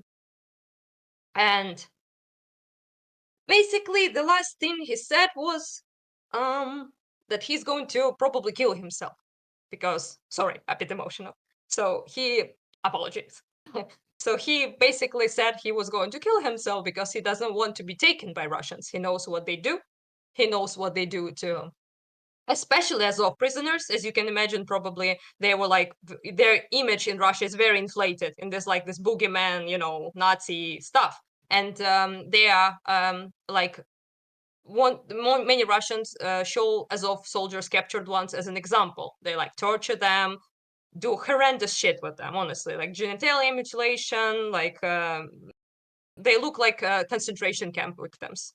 When the ones we got back. So he knew that his comrades were taken, and he said that he is very injured, and he participated in taking more than thousands of people out, civilians, out of Azovstal building. So he saved thousands of lives, this person, and he then decided to basically shoot himself. Yeah, I don't know honestly if he did. Maybe he got taken, but this was basically the moment when I saw you saying that they should put guns in their mouths and shoot themselves. So yeah, sorry. Fuck, I don't know, I'm crying, stupid. So basically, yeah, I'm sorry for the emotions, but this is something I want you to consider. The man was Jewish Greek, not a Nazi. A lot of them in Mariupol, by the way, Jewish Greeks for some reason. So yeah, this is the man. Um, you basically wished to kill himself, and I think he took your advice. So yeah, that's the story. And this is a regular person in Azov. He was never anti-Semitic. He was a Jewish person, religiously Jewish, by the way, ethnically Jewish. He was incredibly kind, and yeah, very, very actually kind of liberal in terms of like Ukraine. So very like even pro-LGBT, feminist, not feminist. He didn't call himself that, but he was like pro women. It's cringe here for people, men especially, to call themselves feminists. So they would never say it, but he was like very pro women, pro choice. Decent person in all accounts. So this is a regular person in Azov, my friend who went to defend their homeland. But you, for some reason, and many other people are hell bent on thinking all of them are Nazis just because the original creation was done by a Nazi. So yeah, sorry I'm about the very emotion, sorry but that's that that has happened. yeah. You don't need to apologize for crying. It's a perfectly reasonable thing to get emotional over. I do take issue with your framing. He didn't take my advice. He never heard what I had to say. I want to be clear because I feel like we have to apply a non selective standard for the way in which we talk about stuff like this. There are Mhm. good people in every fighting force that has ever existed in humanity. If you were able to sort through all of them, you could probably find some morally good SS members, like people who are secretly waiting for the regime to fall or whatever. I mean, literally anything, like even the most morally heinous. When you make broad denunciations of literally any fighting force, invariably you're going to be wrapping not just fighting force, groups of people. You're going to be wrapping in people who are undeserving of poor consideration. If you are talking about, like, I've talked about the Saudi royal family, I have talked about the military of North Korea, I've talked about the Russian military, I've talked about so many different groups with broad denunciations. I speak in historical terms. Which groups do I want to Mhm. see survive after all of this is done? The answer is going to be obvious every time. I don't want any far right group to survive because those are the people that create the conflicts that end up killing more people down the line. Obviously, if you take a look at any historical conflict in World War II, who do I want coming out on the other side? Well, in the grand scheme of things, obviously, the people who won't do a second Holocaust. I mean, that seems reasonable. With regards to the Azov battalion, I want to be clear this gets caught up in a lot of like anti-Ukrainian narrativizing that I have Yes, true. never bought into. Um, Mhm. are there Nazis in the Ukrainian military? Yes. Are there in the American military? Mhm. Yes. Are there in the Russian government? Yes.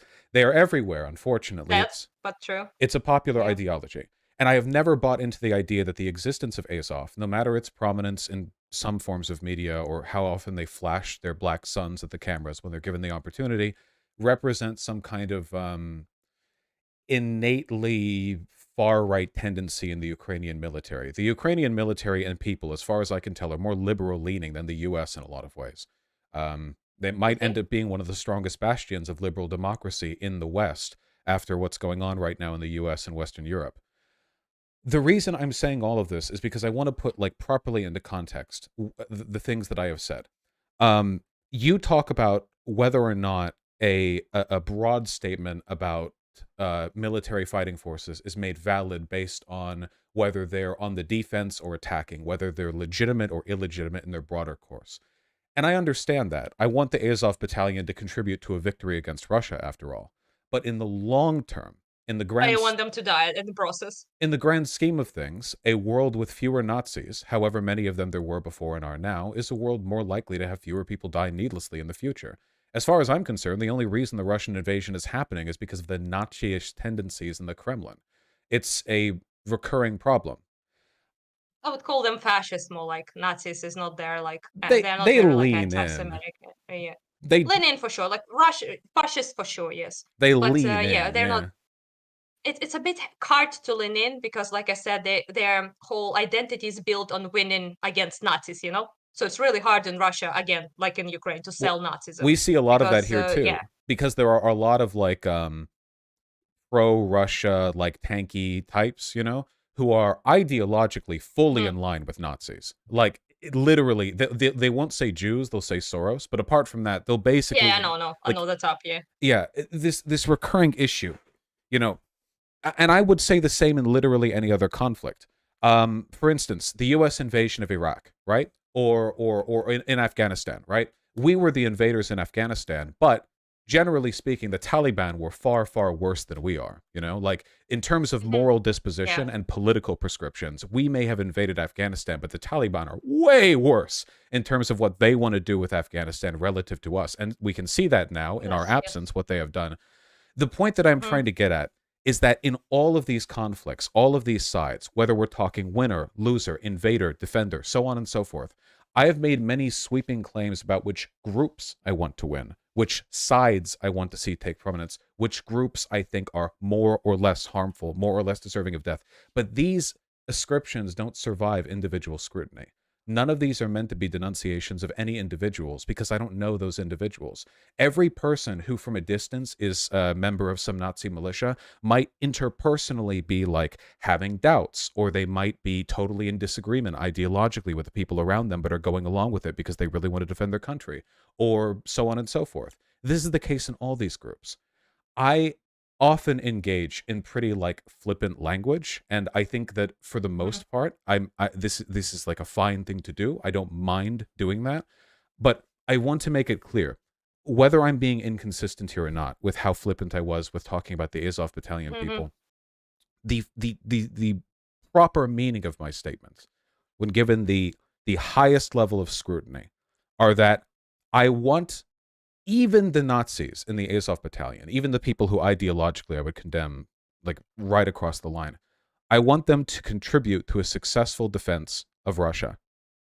As long as they are Nazis, for those who actually are, their ideology is one of genocide and they would have me dead. And so I cannot mourn their death. If I speak in groups, Yes. any groups, people who are not Nazis will be caught into this. Um, but Sorry, I would like to say I think I maybe gave a wrong impression to people, which people hate you a lot. So I would like to correct it for people not thinking that I'm doing that. I don't think you like bought in that all Ukrainians are Nazis. I'm perfectly aware. It's not even the point to talk about it because I've seen what you know what you say about it, on your what your community says about it. all So yeah, Americans are Nazis. uh, I also, yeah, I also did not mean like that you literally at fault for that person, my friend died. Obviously not. He did not see you say that, and yeah, and yeah, it's not nothing like that. I just meant to imply that you have to maybe like consider like the language and what the I guess the meaning of words, I guess, in that sense, because what you said is not why he possibly is dead or captured. Of course not. But yeah, but the this flippant, I guess, disregard for their lives is what bothers me. I guess it's a good way to put it. Not from you even specifically, but from many people. And Even the yeah, actual and I don't Nazis? think. Um, well, I guess so. I don't think they deserve death. They don't have like the power right now to, and they won't have it and here afterwards as well. So yeah, I'm pretty sure that most people talk about it in the way that they hate Nazism, they hate fascism, they called Russian fascists here in Ukraine all the time, like Ukrainians do, right? So this is not something, I don't think they want that to be. Most of them are in any way will try to or want to create any like far nationalist waves here or Nazi waves, and they don't have the power for it. So I'm not worried about it. If they did, Sure, we if we thought had, that over I'm here pretty as well, though, is the issue, right?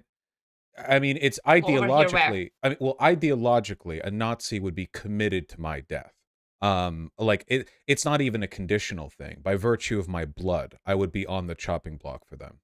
Uh, and for that reason, Why is that?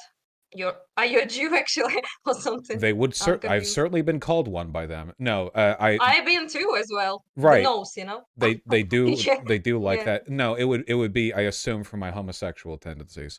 Oh, I'm not straight as well, so Well, then there they, we go. I'm then not I'm not the biggest fan of these guys, as you can probably imagine. They're not the biggest fans of me, For but me, yeah, it's not a matter of immediate harm. It's really difficult to know in the long term how harmful the presence of like valorized ultranationalist far right militias will be in a country. Historically, that doesn't tend yeah, to go down very well when it comes to the acceptance of the ideologies that come with it. I can say right now that we're seeing a resurgence of fascism all across the West in yes, that's but true. in Hmm. ideologies that we thought were dead and buried. For me, it's like, it's like you read like a local op or like a news story about somebody who slipped on some ice on the stairs and died, and you're like, oh, that fucking sucks. And then you read down, they're like, ah, yes, so and so was a renowned local neo-Nazi seen at this event with an armband, Sieg Heiling. And you're like, "Oh, okay. Well, I don't really care anymore." You know, it's not I I'm not understand. advocating for, like, their arrest and execution. I do believe in freedom of speech. It's just, like, Mhm. as long as, you know, it's just it's a matter of, like, where my sympathies are at. It's like, person dies, comma, that person wanted you dead anyway, and it's like, "Well, okay, fuck them then, I So guess." I agree with that. It's not my problem with what you said, honestly. If I like saw a pic of some Azov guy who died, like who were killed, I don't know, like for example, with a bullet or something, and I like for sure was no, I knew that he was like a Nazi who like bashed Jews on the streets, and gays, and maybe maybe be on one of those how do you call them, rainbow things I went to in Kharkiv. It's like pride, like pride stuff, and we were hit by people, and it wasn't good, and most of Hmm. it was those people, and so yeah, maybe those, if I see that picture of that person dead, and am for sure aware of what he was like as a person, be that heartbroken, like just like you. I'll be like, oh well, It's like, yeah, I like, yeah, you could I have done a better yeah, job living. yeah, I agree. I agree. This is what I think I'm like bad at expressing what I mean. It's not that I disagree with what you said. I wouldn't be, of course, like that upset as I would for like a person who is not a fucking Nazi, for example, right? And but this is not the thing is that you don't know if they are. In this case, I know they are this person, like a hypothetical person that like was killed, and I know he like bashed my head when I was on Pride in Kharkiv, for example.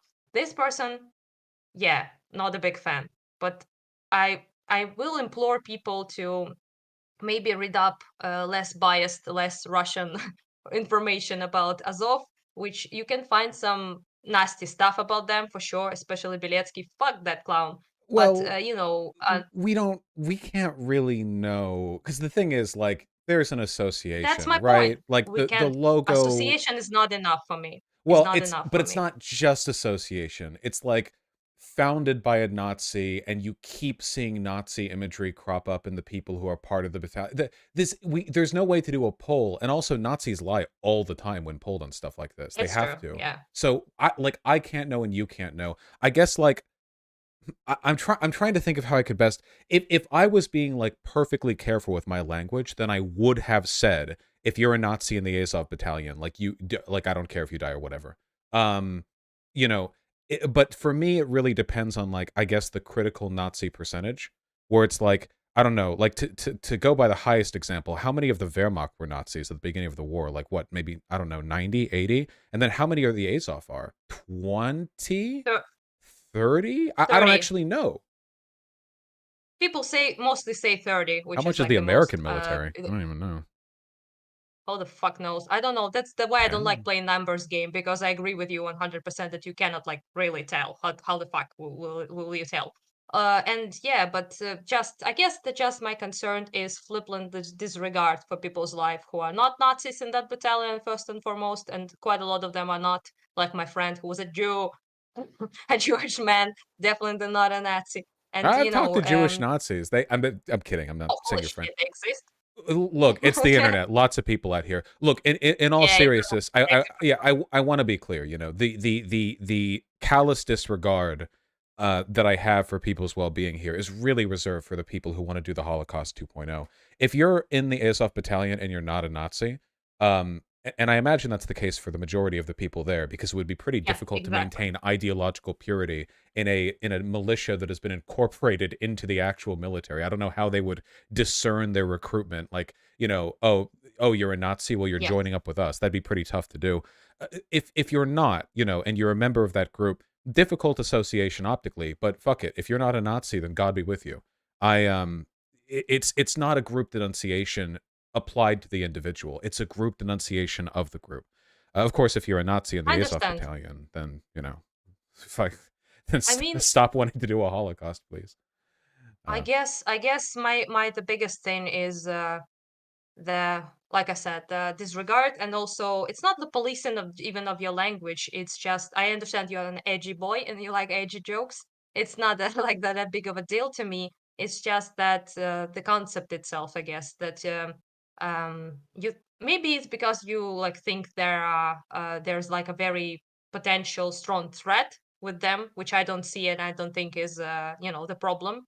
And yeah, maybe that's the reason. Maybe you think that if they gain like prominence and power, and it will be in the future potentially damaging I to do maybe worry LGBT people, a little. maybe. I worry a Yeah, little. Yeah. Cuz yeah, you're all yeah. set up to be because like here's the thing, right? Um I think oftentimes national politics are defined oppositionally. America was pretty okay with Hitler before World War II began, right? Like it was Hmm. opposition to Nazism that stigmatized eugenics research in America. Having the Nazis as an Hmm. enemy made America more left-leaning. And right now, having Russia as an enemy is making you guys more left-leaning as a country. The far right For elements sure. of Ukraine were predominantly like Russia sympathetic Easterners. Kiev has always been more progressive than the Donbass. And over the past Yeah, decade or so, Ukraine as a whole has moved left because you see what far right politics looks like. It looks like Russia. You don't want that. And that's great. And yeah. you guys might end up being the most left-leaning country in Europe by the time this is all done, depending on what happens in the West. And I just worry about this like ultra valorized, like, hey, we defended you guys against Russia, so everything we do and say is in line with the Ukrainian national interest kind of nationalism that was I think you I consider worry. us I understand that, but I think you consider us a little bit more retarded than we are, which No, is no, no. No, no, no. Listen, understandable. we're retarded. That's why. I wouldn't have Oh, thought this 5 years ago. The problem is we're retarded, oh, and I know for a fact that you guys are the same species as us. That's my fucking issue. true. We're on the way down. We're sinking right now. I'm very worried.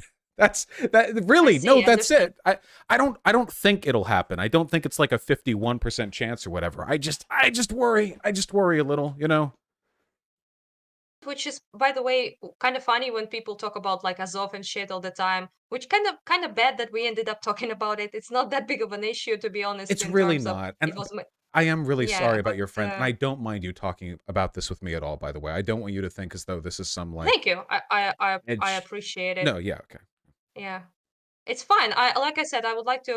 I do appreciate everything you like did, in terms of Ukraine, and I definitely don't think you're like a bad person because you said that. I just think what you said was wrong, but that's fine. I think I can think that and still, appreciate and respect people who I disagree with and who I think did something bad. It's something people on the internet, especially in the West, should learn. I think this skill to be, cordial and to respect people who you deeply disagree with.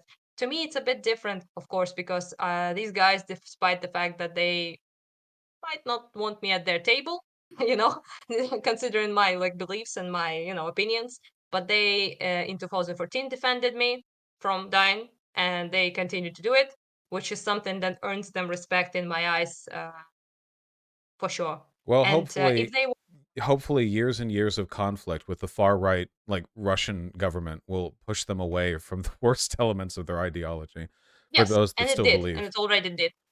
Yeah, and a lot of them already did. I do believe people can change, by the way. No, I do as Yeah, well. yes, that's why I don't advocate for, you know, shooting missiles in Belgrade somewhere in Russia. I do believe even like brainwashed people as Russians are, and despite the grief they brought, unimaginable grief to this country, I still believe they potentially can, get away from this fascist vibe there on right now. So yeah, so I do believe it, and if I believe that of them, I believe that of many other people as well. And I would, if you don't mind, please show this thing. I'm so pissed off that people was always saying that this is like Azov emblema, basically, like how to say it in English, like their symbol, basically. Oh yeah. And this is not a fucking Volksangel. I'm so tired of it. This is an N crossed by an I. National idea. It's another picture you have is how actually Wolfsangel looks, which is a Nazi, a wolf's hook Nazi Isn't this shit. is this not a It can black sun? No, it's not, and it pisses me off that you said it. But Does it? people, It sure yeah, looks like one. I mean, it looks like it. it Bad idea to sure use that for it sure. sure looks like Yeah, a German Nordic rune in front of a black sun, like the yeah, hypothetically. but it's not. Okay, Yeah, but it's it's not. legally distinct, copyright Yeah, distinct. yep. So yeah, I mean, you can assume. that they like were vibing with this shit and made it look like that, but it's an N crossed by an I. But again, you can say it's the sea is Azov Sea, as you probably like maybe know. It's actually water, and the sun is for that. But it does look kind of like that. I give you A that. little Bad PR slight for sure. slight resemblance, Yeah, I'd say, to the but Nordic but ring, the you black sun. yeah, yeah, but you can see how in the picture, if you can see it, are these movements neo-Nazi? This picture I showed you, they show it that how actual Wolfsangel looks like. So how the wolf's hook looks like, and it actually looks way more like a Russian Z symbol. Wouldn't you say? So Yeah, yeah, it's got a uh, few associations, got a few connotations. yeah, true. Yeah, I'm strange, but right. well, we'll see, we'll I see how know. things pan out. Yeah, Again, the really though, like when you said it's not a big deal, I do genuinely believe that. yeah, The I know that because like the thing is here, like the Azov battalion is quite small relative to the total size of the Ukrainian military, and the thing is that right yeah, now less than 1%. the symbol of American fascism is literally like Christian nationalism. The symbols of Yeah, which have been ubiquitized at almost every level of American society, which means that it's essentially just a larger dog whistle. I don't know. We all have to be careful about this stuff. This Nazi shit can really for sneak up on sure. you. Uh, I will say that I will give you like something for sure is that people have give the Russians made this such a strong tool against Ukraine, calling us Nazis, you know? So this is like denazification is the goal they allegedly, invaded, or they're trying to save us or some shit, liberators. They're always the heroes, these fascists in their story. So basically what happened is it's such a I guess such a allergic reaction to many Ukrainians to that, I must say. So if you like talk shit about like Azov, talk shit about honestly anything, some people will like just have this knee-jerk reaction to it because they associate this rhetoric with Russian propaganda, which I think is understandable but can be bad. You need to engage with that, I think. So I saw people trying to say that Beletsky is not a Nazi actually, which is not true. He is, which I guess is what you're worrying about to try to I think what you mean is like that their like heroic acts in defending our country will allow them to, pass some that of that Nazi shit, like Yeah, to well, Nazi slip it in. Yeah, fascism is basically always initially framed as like a necessary defense of the nation, given form. it is in this case, right? Well, Unlike Russia, I mean, I think you can defend against Russia without doing the Azov Nazi shit. But like, definitely there's yes. nothing about the ideology of fascism that makes a country more able to defend itself. I just think that's the pretext given for like the rise of that ideology because people get scared and they run to far right ultranationalists. I think right now Ukraine is actually unique in being one of the rare examples where in a time of actual existential threat, the country rallied around internationalism and liberal democracy Yes, rather than like an ultra definitely yes. strongman. And Mhm. that actually is unique because usually it goes the other way. Yeah, you wouldn't find a soldier. I talked to many of them, as you probably know, as a volunteer, So most of them pretty much none of them will say they're fighting for Zelensky or some shit. It sounds like ridiculous to Ukrainians. You would never hear a person saying, "Yeah, I'm fighting for like my strong leader Zelensky."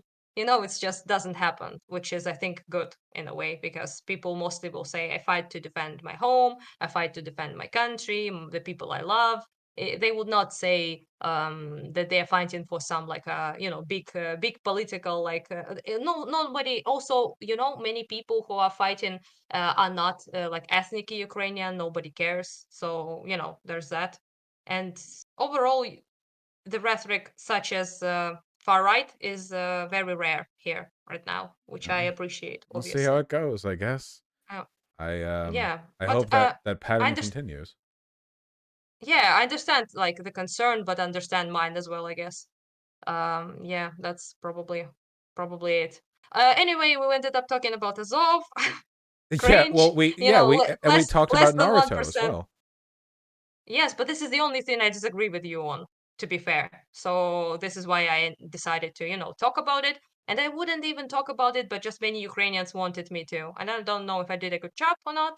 But overall, this is again trying to point out that This is pretty much the only thing I didn't like that you said, like in the entirety of your coverage of Ukraine, which is not bad, not anywhere as bad as some other people who I will not name, Hassan, Uh, but basically that, well, then I will yeah. strive to make it worse so that we have more to talk about in the future. Nah, don't do that. Thank you very much Be for good, coming on. I yeah, appreciate it. yeah. Thank you. I appreciate it as well. I really do think you did fantastic, and actually returned me the faith in the leftists Oh, in Western because they fucked up, dude. yeah, They I fucked yeah, up. yeah, Yeah, yeah. yeah. I talk about this all the time. It's such an unbelievable fumbling of the ball. Um, Yeah. you have it's the biggest layup in the universe. The entire Western world is lined up to defend a country from a fascist invasion, and the left starts sweating and tweedling their fingers.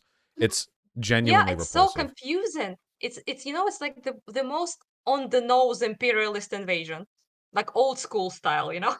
Like that uncovered imperialist invasion, like just without any like attempts to cover what they're doing. They literally say they want to re-educate us and to destroy Ukrainian identity. They like destroy our flags. They destroy our language. They say that our language is degenerate. They called Ukrainian identity basically a disease at this No, point. they've said that, And yeah, you and the Western far right is saying that the Russia's invasion of Ukraine might be legitimate as a way of protecting them from like global liberalism, which is Yeah. literally a Yeah, Nazi of course. conspiracy theory. The idea that Yeah. like The expansion isn't Jews, necessary. the Yeah, no, global elites. literally, yeah, Yeah. completely, yeah, JQing it. Actually, I actually got the guy who was a tanky who told me that I was part of some transatlantic elites or some shit. And Hmm. I was like, is he a Nazi? But he was like, no, I'm a glorious communist. And I was like, oh, are you sure about that, dude? Uh, Sounds suspicious to me. Yeah, and he was like, she has Azov tattoos. Like it's a meme basically at this oh, point. interesting. Yeah, Wow, they have a lot going and, on. and and yeah, and I was like, oh, no, only like Spyro the Dragon, like Final Fantasy and flowers and shit. Sorry. And he was like, oh yeah, you have Azov tattoos, but they will not accept you because you have a long nose. So he basically assumed I was a Jew, but was condemning my country for being anti-Semitic Nazis, while doing the stereotypes of Jews having long noses. You would understand this Good if you job. had read Marx. All this fits within the greater theory. It all makes sense once you I know. under Yeah, he said actually about theory. Shame that I did in fact read it. Nothing about long noses there. So it's very very confusing sometimes for sure. But I do appreciate, like I said, the work you did because boy was it bad. Only like two leftists I like is you and Loner Box, who is awesome. I talked to him 2 times. I think Well, really we'll enjoyed talking with him. we'll see how things go with regards to the war. Obviously, it's going to be a bit of a slowdown during winter because it's fucking cold Yeah, over there. I hope you're doing okay. Um, I am. Yeah. when Oh, actually, today was the missile strikes. They almost ruined the conversation yeah, because yeah, I I woke up to the explosions woke up to those today. messages Uh, from you. Yeah. Oh my yeah, god. I appreciate, by the way, you wishing me like not to to blow up and shit. Yeah, I hope Be you keep careful and not will. doing that. That'd be great if you could Yeah, keep that'd be not great. blowing up. Um, Basically, it was like 4 explosions, and I like went to the corridor and waited out. And the electricity went out for a bit, and I thought, "Fuck!" I was about to have the conversation with Wash, and now it's all fucked up because of Russians. They just don't want us to talk apparently. I But got the our Russians to guys, stop so we could have our convo.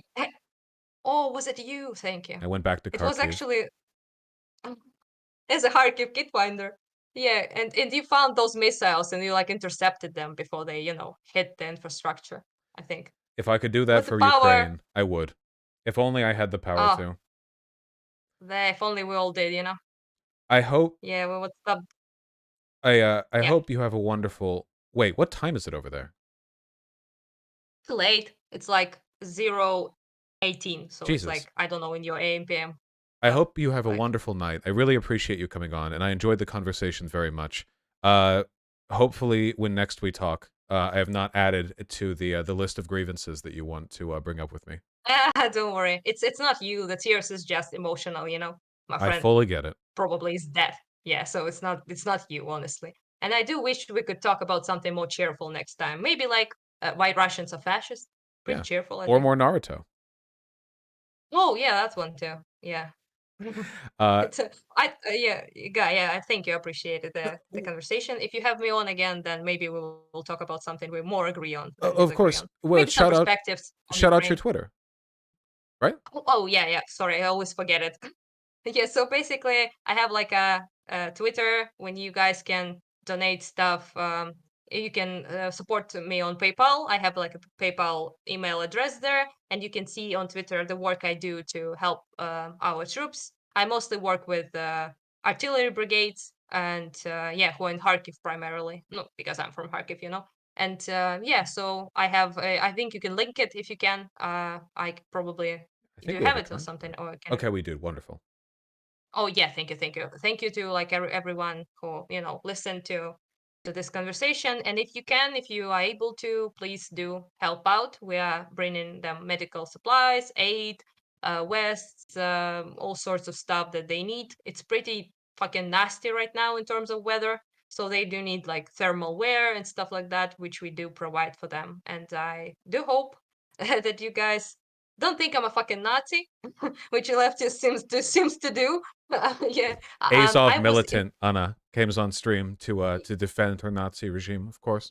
Yeah, people will say that 100%. I'm like, no, not going to bother with that even I because, think my yeah, community is very unconcerned with the presence of Nazis in Ukraine.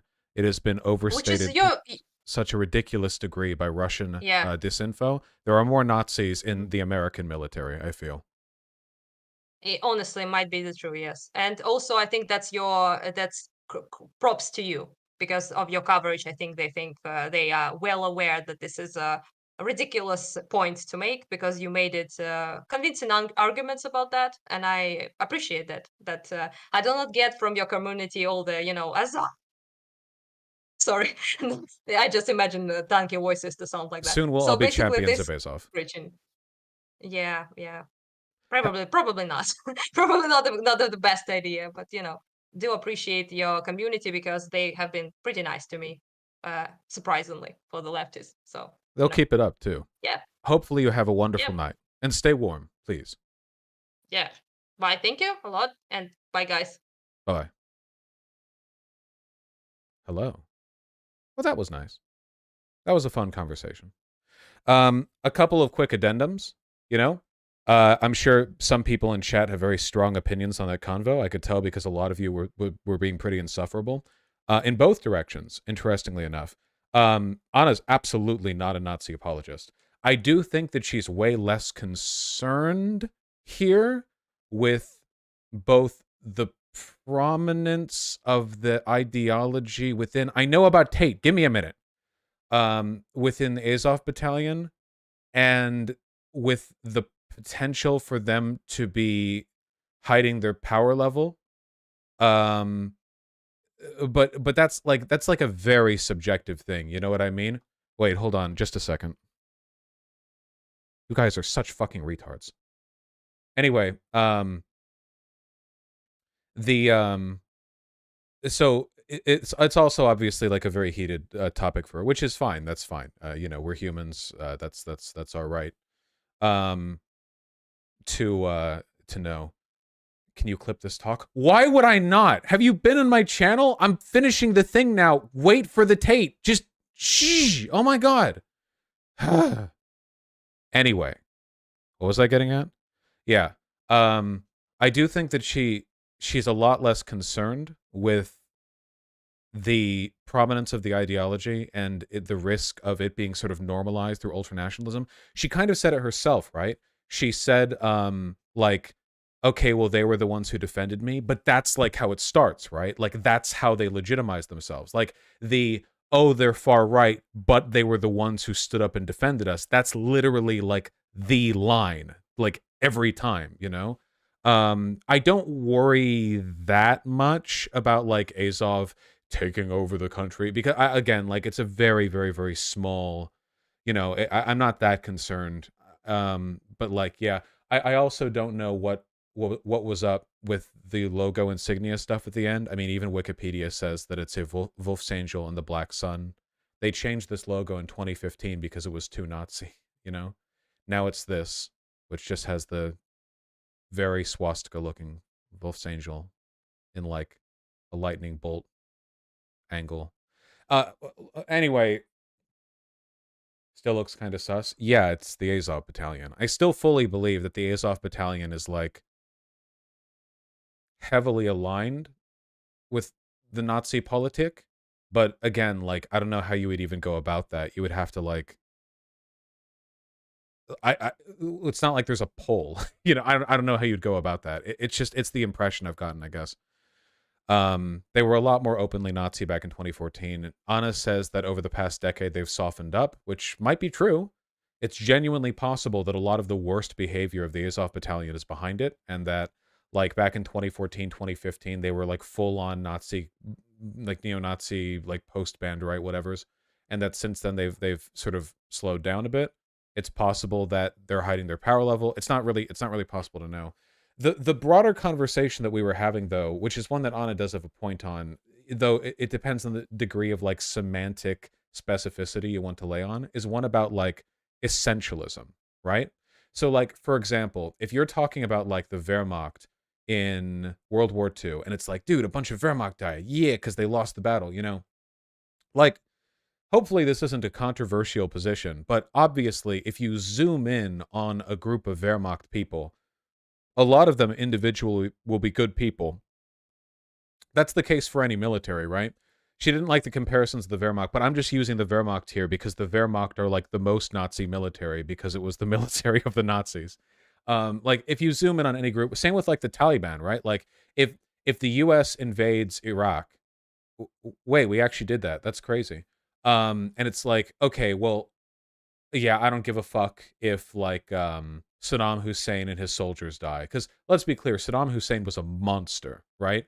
And then it's like, oh, okay, well, I don't care if like U.S. soldiers die. No, if you zoom in far enough, you're always going to see good people, no matter what the group is.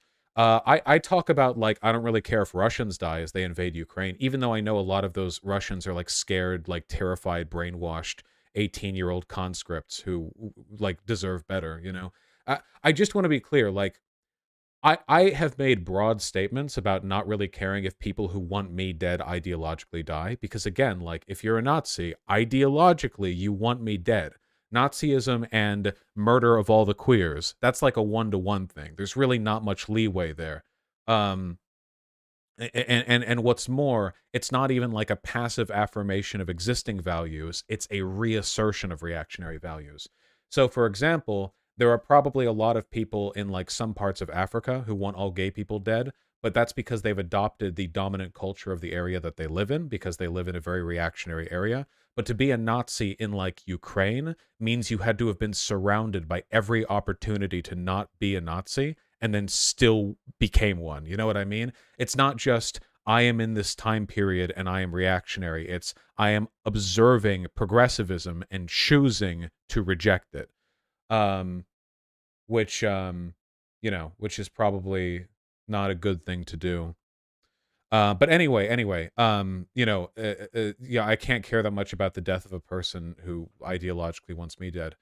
But at the same time, like every Nazi hypothetically can be converted, right? Isn't that also the case in America? Well, there are American Nazis, yeah. Um, every Nazi can be converted, like hypothetically, right? Not in practice, no, not everyone can be, but anyone can be. There's always a chance. So I do think it's important to adopt the kind of anti-essentialist perspective on the whole thing, because the essentialism will get you in trouble in the long run, if that makes sense. Like we saw this with Westerners who were saying that Russian refugees shouldn't be allowed into Estonia. Do you remember? Like Russian refugees were trying to pour into Estonia to escape the general conscription, and Westerners were like, "No, you stay back there." And like their first level ideology there is support Ukraine, fuck Russia, which is good, but they don't do it in a nuanced way. They do it in an essentialist way, where it's like, okay, well, if Russia's the bad guy in this conflict, that means the Russian refugees are part of the bad team, and that we shouldn't be nice to them or whatever. You're seeing like a failure in the analysis because they're not willing to regard. This is one of the reasons why, like, theoretically lefties should have the best foreign policy, even though we fucking don't, It's because like class analysis is critical to understanding the difference between what the Russian people want and what the Russian elite like convince them is good for them. You know what I mean? Like there's like a multi-tiered structure of coerced consent that like really influences the way this stuff pans out. Anyway, I wanted to go over all this just because I think it's a conversation worth having. Um, Obviously, I feel like Anna's concern was that the Azov battalion group is still ultimately like serving on the right side, which they are if it's just a Ukraine versus Russia thing. But from my perspective, it's more of a right wing ideology versus left wing ideology thing, in which the far right people in Azov battalion are incidentally on the right side of the conflict, but ideologically in line with the systems that caused the conflict to begin with. But then again, not every single person in the Azov battalion is themselves a Nazi. So, yeah, but, I hope everyone understands where I'm coming from and where she was coming from. Because again, I don't think what she did was Nazi apologism. I don't think I don't think that's the narrative at all. Okay, okay, okay. Are we good? Are we good?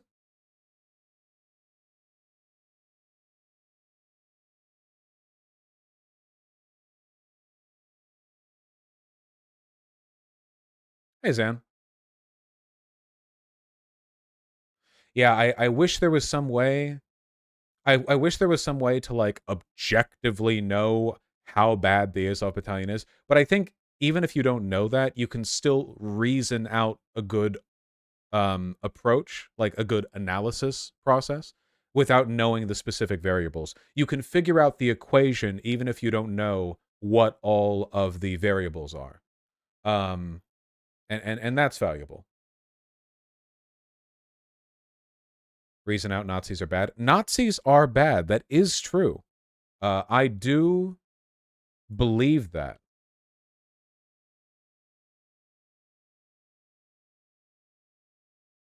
Long have I believed this. Hmm? Oh yeah, Tim. Oh yeah, yeah. Oh yeah, there are underground queer cultures all over the place. It wouldn't surprise me at all that Dubai has them, especially because a lot of the people who visit Dubai with a lot of money are themselves going to be interested in having sex with men. So there kind of needs to be to accommodate the tourism vibe. This was the tweet in which you said Azov should kill themselves.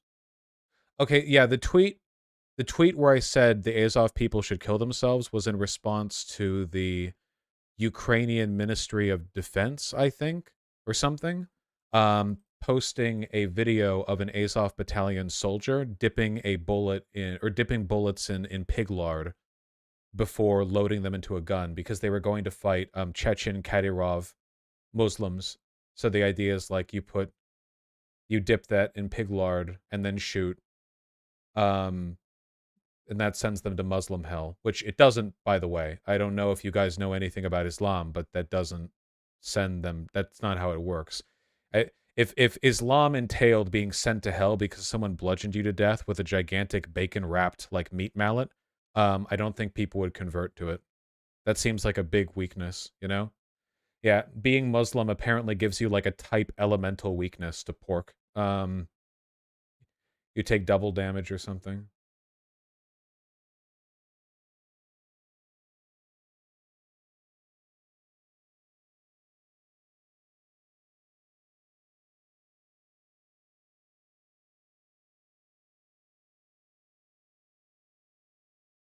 I feel like this would gunk up the magazines.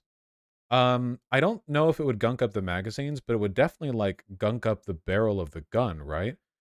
Because you'd be like vaporizing pig fat as it slides against the interior of the barrel. That could not possibly be good for. At the very least, you'd have to spend more time cleaning it, right? Like it'd do something. No lubricated bullets are a thing. Yeah, but pig lard, the lube that the grease you use for guns, it doesn't burn the way pig lard does. Yeah, it would carbonize and smell bad. Ugh. Ugh.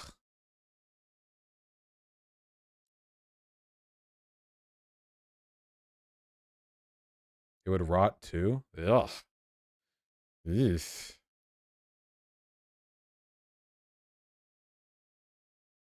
Lard has a really high smoke point. I mean, they're bullets. Okay, let me pee, then we'll talk about tape. What even is lard? Congealed fat? Wait, isn't lard just fat? I don't actually know. Lard literally is just like just fat, right? Okay, okay, yeah. All right, hold on.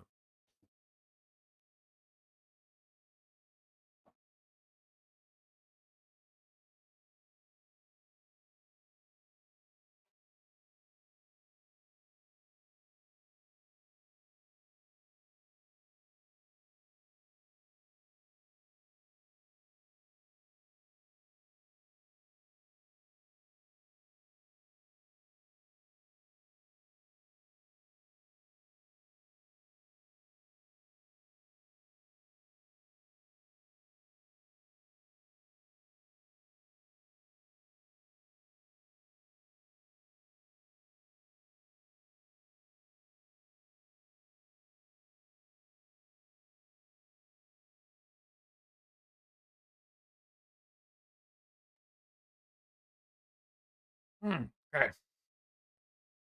Whoa, whoa, whoa. Did you hear? Did you hear? Andrew Tate got arrested. I found this out because 5,000 people in chat told me. Thank you. Breaking: Andrew Tate and brother Tristan, oh, both of them, arrested in Romania in human trafficking probe.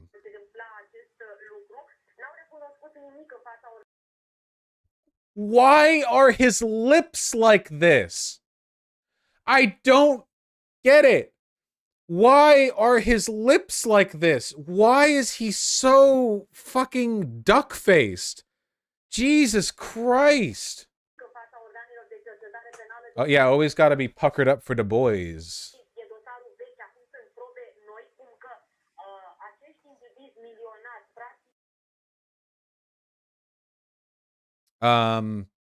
Wow, I guess he doesn't just normally sit around in like a fashionable bathrobe with cigar. I guess he just chills in a hoodie like a normal person. That's crazy. Yeah, in human trafficking probe. So if I'm correct on this, after Andrew Tate's career as a kickboxer, he and his brother started up a basically like a sex like a sex phone line kind of catfishing thing where they got a bunch of women like cam girls. Yeah, yeah. A bunch of women in bikinis to just like fleece desperate guys out of their money. It's really funny because Andrew Tate made like millions and millions of dollars preying on lonely, desperate men, and now he still does the same thing, just like in in a different form. But basically, like he and his brother just like sat in a mansion making a ton of money while these cam girls uh raked in the funds.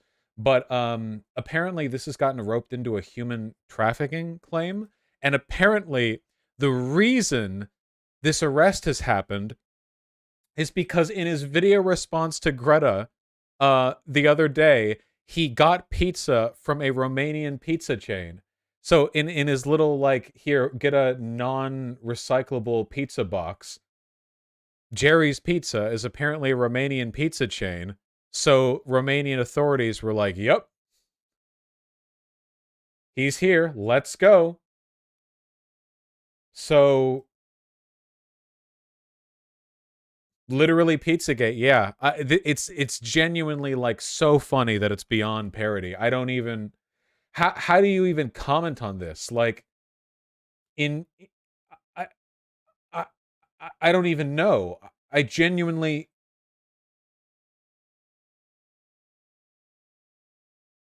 Andrew Tate reportedly arrested in Romania following police raid. Raided by Romanian authorities, specifically the director for the investigation of organized crime and terrorism in the morning of the 29th of December, taken into custody in relation to the abduction of two girls.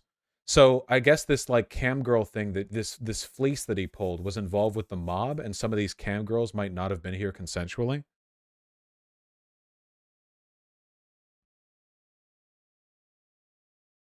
The authorities have reportedly focused attention on a number of luxury vehicles at the residence. Antenna 3 CNN reports a police trailer's on site, possibly to uplift one or multiple vehicles. Greta Thunberg coming in hot. She's like, "Oh, oh yeah, your cars produce emissions? Okay. All right, bucko. Fucking calling up the Romanian police. Yeah, okay, impound everything. Fucking Bogdanov on the line. Impound everything. Get all of it. The only carbon emissions this guy is going to be putting out, or whatever it takes to produce the ramen packets he'll be trading in jail." Jesus Christ. Back in April 2022, Andrew Tate faced allegations of human trafficking, the country in which he resides. However, Tate states the issues arose from a swatting incident. "I was not arrested. What happened is I suffered from a case of swatting." Okay, to be clear, what's happening right now is not like a SWAT or a fake report or whatever. Andrew Tate is an incredibly powerful and wealthy guy.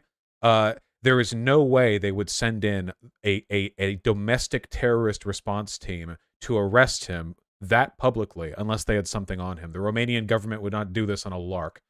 Yeah. Links to organized crime. Oh my god. Tate's Wikipedia has been updated.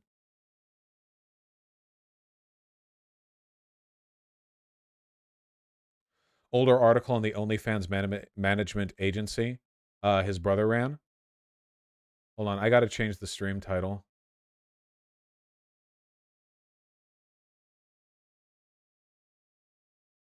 Adult Industry Insider says desperate losers will give money away with or without OnlyFans. Businessman Tristan Tate, that's his brother, this is only from 1 year ago, who OnlyFans management agency claims desperate losers will always find a way to give their money away to models, whether OnlyFans away or not.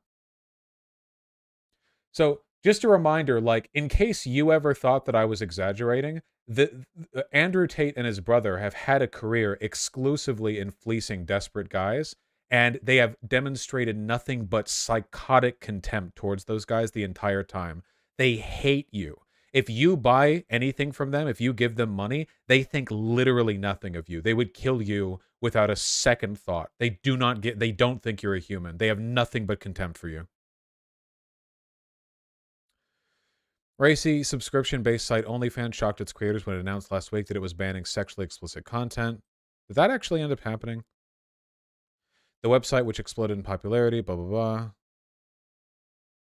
This is his brother? Oh my god, they really look the same. Wait, he's like... He still looks weird, but he's a lot more handsome than Andrew Tate.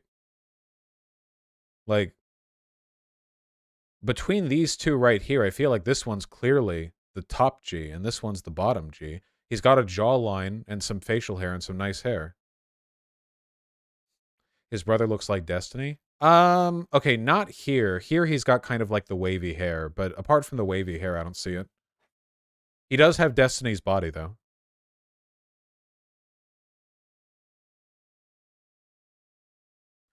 These men are desperate to give their incomes away to beautiful women. It's kind of like a tribute. It's like they fall in love with the women even if they don't know them. Asks if he feels sorry for them. He confessed he didn't, saying they're responsible for themselves. A lot of men use it healthy way, and it's their problem if they can't. God damn. Lowercase g. What is this on? Tate is understood left from Romania. In one video explaining the reason for his move to Romania, he suggested it was because it'd be easier to avoid rape charges. This is probably 40% of the reason he moved there. He said in one video, "I'm not a rapist, but I just like the idea of being able to do what I want. I like being free." I really get the feeling that Andrew Tate has had sex maybe like 4 times.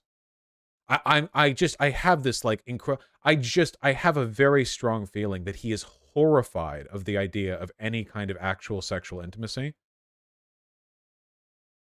Like literally anything.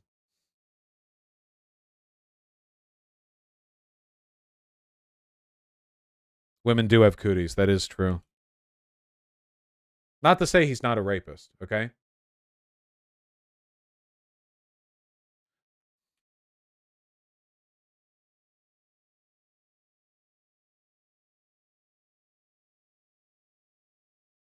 What about the kickboxing media, social media presence?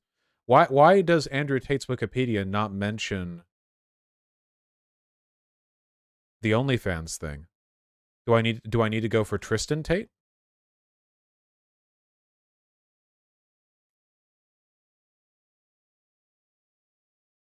No, it just goes back to Andrew Tate on Wikipedia. That's kind of weird. Huh. Interesting. Might be more his brother's thing. Yeah, I just want to see. Hold on.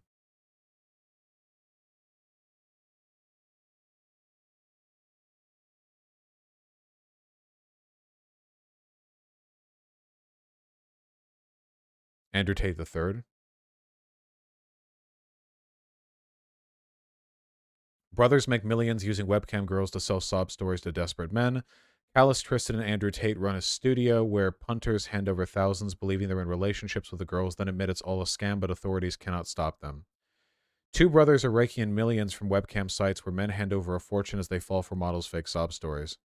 Callis, Tristan, and Andrew Tate admit their business is a total scam, but say authorities cannot stop them. They claim to run a studio where 75 lingerie-clad models take calls from fans paying $4 a minute. So this must be where the human trafficking thing comes in, right? You think all these lingerie-clad models wanted to be there? I don't know. Punters can ask for private shows and pay tips at their own risk. Tristan said one man handed over his £20,000 inheritance, while others have run up huge debts, and the kickboxing brothers, raised on a council estate, sit back and watch the money roll in. Tristan and Andrew own 22 cars, including a Bugatti, a Rolls-Royce, a Ferrari, 2 Lamborghinis, and an Aston Martin. They once had a private jet. Oh, I guess they sold it because they're losers. Tristan brazenly told the Sunday Mirror it's all a big scam and bragged he doesn't feel any guilt because no one cares and it's their problem, not mine. Personally, I can say I completely trust these guys as avatars of masculinity and helping men. When I look at this stuff, I think, yeah, these guys definitely want to help men. Like Christ, at least Jordan Peterson didn't have an earlier career where he made millions of dollars explicitly off of fleecing the exact same people he would later go on to claim that he's the savior of.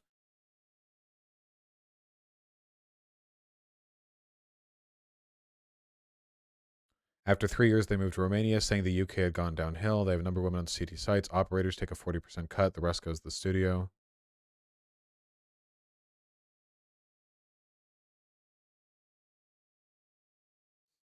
Whatever the excuse is, it's a lie, Tristan said. He believes he is beyond the reach of the authorities because of 2 lines in the terms and conditions. What? Well, we'll see.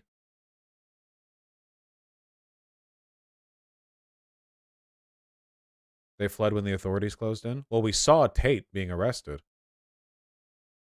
The fact that all of this got blown open because Andrew Tate took 10 hours to respond with no you to Greta Thunberg saying that he is a small dick is just so unimaginably funny. It's funnier than anything else that could have happened. It's literally the funniest possible outcome. There's no...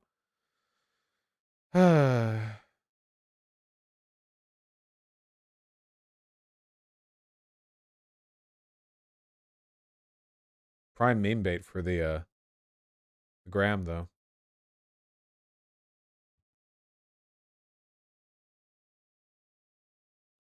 Yeah, I dementia. I don't know much about luxury cars, I'm afraid.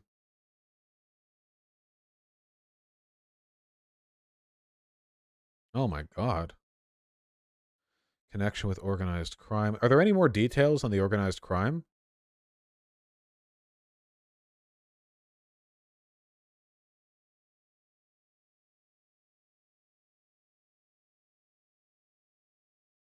I'm sure we'll get more information soon. Andrew Tate, I truly believe they're going to try to kill me. They're either going to put me in jail or they're going to kill me. Oh, dude, I love this more than anything, man. I love how every fucking, like, psychotic, sociopathic, like, far-right, grifter. Yeah, Elon did the same thing. Has to be like, hey, listen, okay? If they find irrefutable evidence of me doing a bunch of crimes and being a horrible person, that's actually all part of the game. That's all part of the game. Ever kill him. I say this to people and they go, He would kill himself under a ton of circumstances. He is unbelievably emotionally weak. There is no way in hell he wouldn't. If he actually got put in jail for any like substantial length of time, he would absolutely kill himself. but what can they prove? You think it's against the law to traffic women in line with organized crime? You think that's air you're breathing? Can. That's true, dude. If there's one thing I know about modern society, it's that very wealthy people often go to jail. That is a thing that happens all the time. You know, they ask me, hey, you've got a sociology degree. Vosh, tell me, what do you think is like a main thing that happens in society? What's like one of the top number one things that does happen? And I'm like, that's easy. Really wealthy people going to jail. Really wealthy people getting shafted by the legal system. Yeah. This happens all the time. All the time.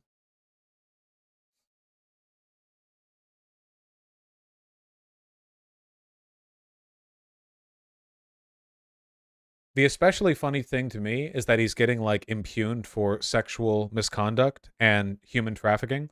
And he's bringing up this, hey, if I kill myself, it's them. I don't actually want to kill myself kind of shit. Which means that he's doing a direct parallel between his situation and Jeffrey Epstein's, which seems like kind of a self-report. Like, oh yeah, dude, they're gonna go after me. This will be just like that other time an ultra wealthy person was claimed to have killed themselves but actually didn't. Like, what are you saying you've done, my friend? Why is it that the people so on the they'll think of a reason to make you guilty arc are actually engaging in some weird shit? Because it's a defense. It's a like self defense thing. It's the same reason that Elon Musk was like, "Hey, just so you guys know, I'm a Republican. So if any like crazy media comes out accusing me with irrefutable evidence of doing anything bad, it's just like they're just making it up because I'm Republican." And then later that day, him sexually harassing an employee, then trying to buy her off with a $250,000 and a horse drops. I wonder why he did that.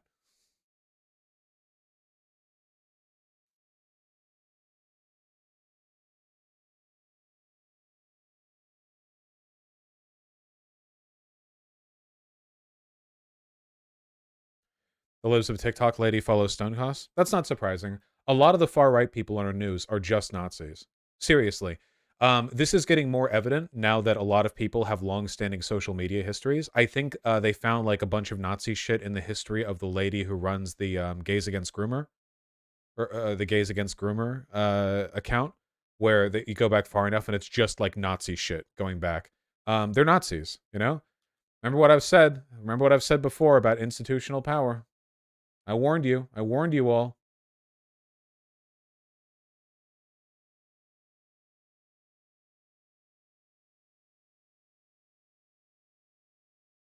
I just can't get over this, man. Isn't Haya Jewish, though? Being Jewish and being a Nazi have less and less to do with each other now more than ever. Um, for instance, there are a lot of Nazis. Anna talked about this, who like Israel because they see it as an example of an ideal far-right ethnostate. Netanyahu is a Holocaust revisionist. He was posting ethnostate shit today on Twitter. Um, there are a lot like the association here. It's kind of like how Yi is a Nazi despite being black, right? Like that's a pretty clear example. He's literally saying I love Hitler and is black. It's because like frankly, I think it's like the post-modernization of identity to the point where it's possible to become a leading representative of a reactionary ideology while being a member of the group you're reactionary against. It's like a complete breakdown of the affiliate meanings where we know these terms don't mean anything, so anyone who isn't a part of the good group can be added to the good group if they're part of the in crowd. For example, you could have a like there are a lot of white supremacists and neo-Nazis who like some far-right black people, and I guarantee you those far-right black people would probably be able to get along just fine in any such Nazi system that they construct. Because they're one of the good ones thing is way more prominent in a post-globalization era, you know? You kind of have to do the they're one of the good ones things now that the entirety of the West is like ethnically non-homogenous. Um, Otherwise, there wouldn't really be a way to spread the ideology to a sufficient number of people. Um, or to put it another way, the reason why neo-Nazis hate Ben Shapiro isn't because he's Jewish. Him being Jewish is just like an extra bite they can add to the fact that he plays up the civil neocon bullshit. If he wasn't a civil neocon, if Ben Shapiro was like on Matt Walsh's tier in terms of like explicit, like far right fascist messaging, I guarantee you they would have far less of an issue with him.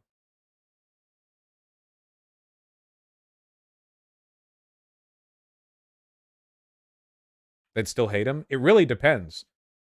I guarantee you there is a universe where he is farther right and people are screeching like, base Jew, on a poll every time he says something. How the fuck does Greta have more of a jawline than he does?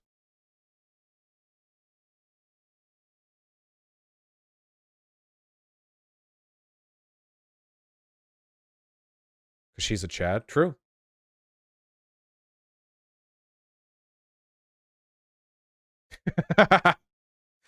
I kidnap women. Shut your goofy ass up. This motherfucker throwing out pizza boxes. Get 'em, boys. Yes, ma'am. Glory to Lord Thunberg. Go, go, go, go, go. Go, go, go, go, go.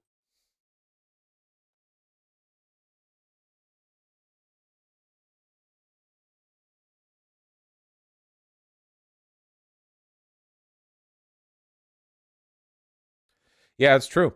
If Elon Musk hadn't bought Twitter, he wouldn't have unbanned Andrew Tate, and Andrew Tate wouldn't have implicated himself by getting in this feud with Greta Thunberg.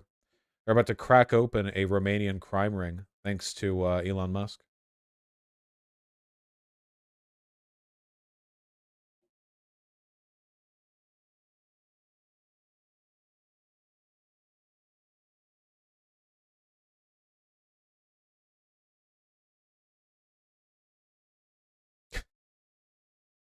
God. Oh, now we have 7,400 people watching. I see what you people are here for. All right, close this, close that. The L's keep stacking like pancakes, yeah.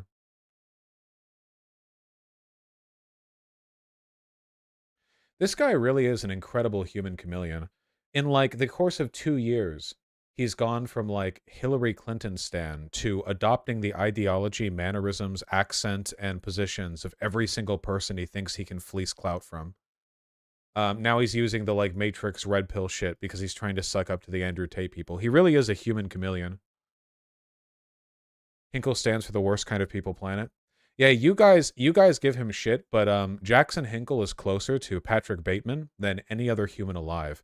He has literally nothing inside of him. It is literally 100% an effort to reflect his environment in order to maximize his outcomes. You guys can't be Patrick Bateman because you have something inside of you.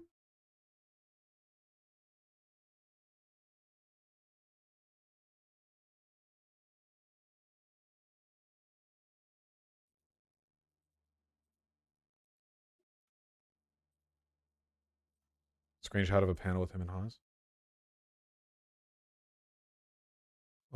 What? Why is he at the why is he at Epstein's Island? Is that what that is?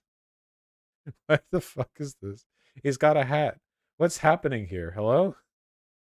Hello?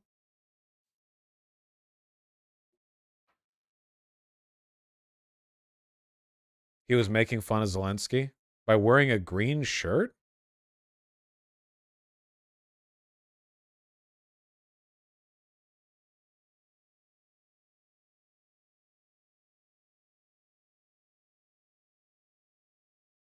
Who is this one again?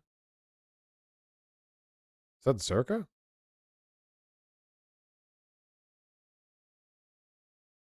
That's Sean Zerka? Okay, gotcha. Why is he in front of the Epstein house? Because he's into it, I guess. I don't know. Nightmare blunt rotation. All right, hold on. Not gonna lie, Haas has drip. Yeah, it is true that Fezes are very fucking good. Footage of the wait, footage of the Andrew Tate raid. We have this. Hello, hello. No audio.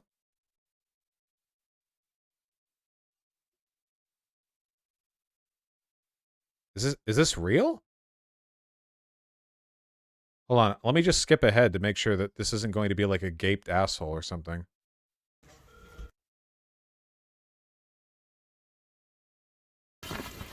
Dude, son of a bitch. I think this might be real, just with very spotty audio. Oh, this might be from the earlier Villa raid. This is dated for today, though. The BSIJ, is that the correct term?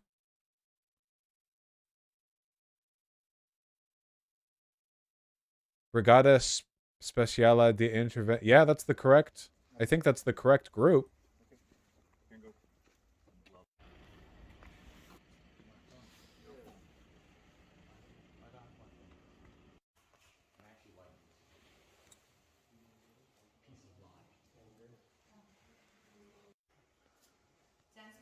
What?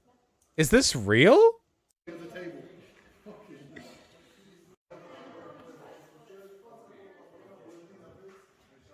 What the fuck?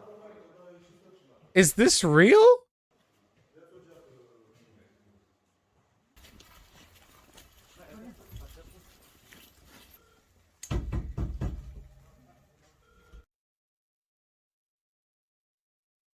What is this?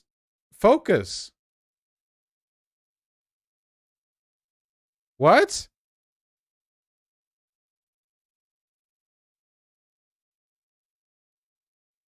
It's blurred on purpose so we can't see the license plate? Okay. Yeah, I guess. It's just such a weird cut up of footage. Fucking sword. Fucking I like the money monkey. I like the money monkey a lot. This is my shit right here.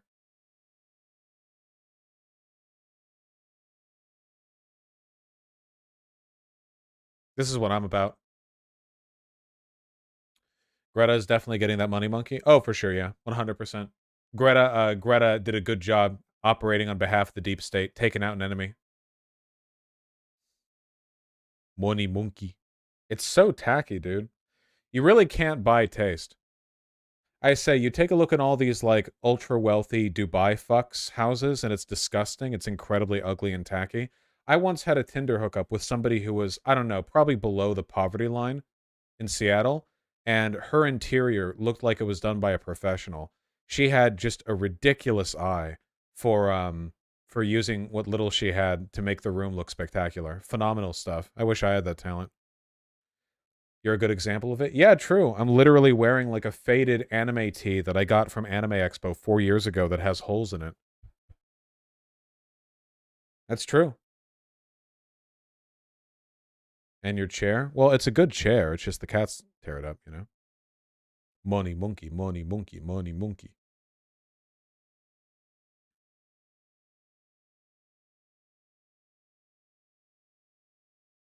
Babylon B is cringe, but this one ended up looking good.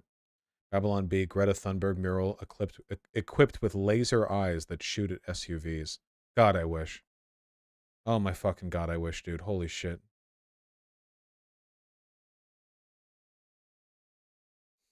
We need a Giga Stacy emote. No, I think we should use Giga Chat emotes regardless of gender. I don't want to start I don't want to establish a thing of like if a trans woman says something based and people do the Giga Chat and then it's like, "Oh, you're misgendering her." I don't want to get into that.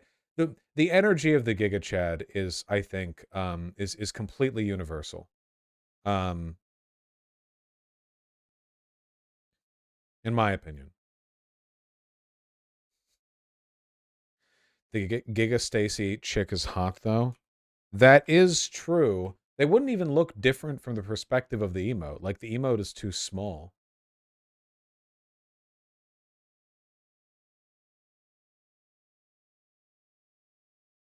It is true, though.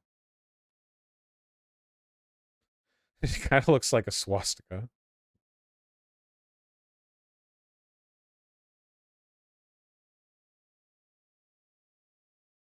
There we go. The non-Banderite. The non-Azov.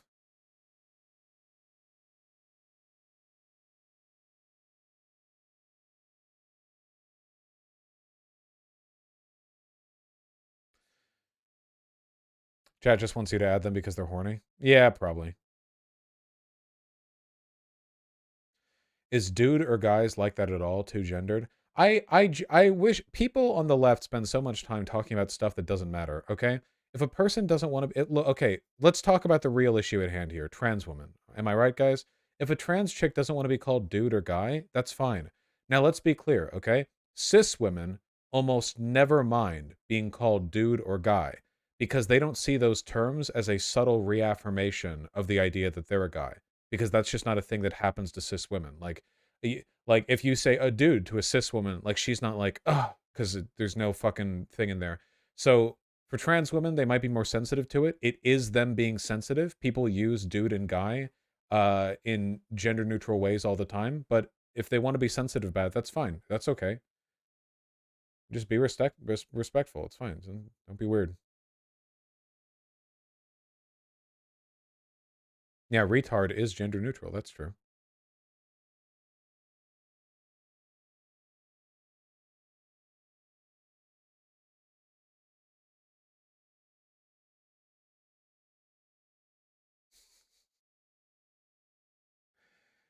Ah, God. I'm so fucking hungry, dude. Do I have to go back to dieting? I think I have to go back to dieting. God damn it.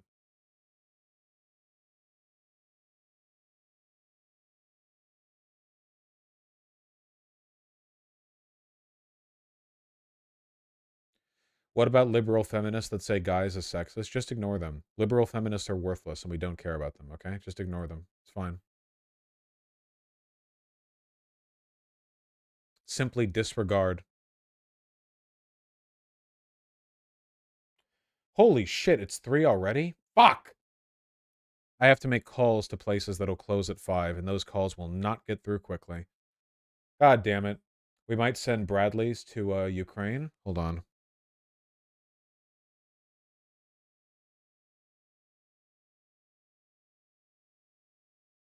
We might send Bradleys. Holy shit. Hell yeah, brother.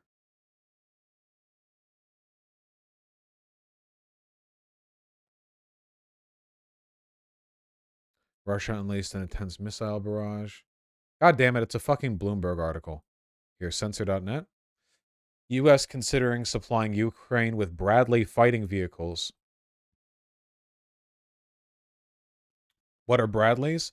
Bradleys, my friend, are big hunks of metal. Yeah, more like Chadley, am I right? They're armored fighting vehicles. They're not tanks. Wait, how big is the cannon on them?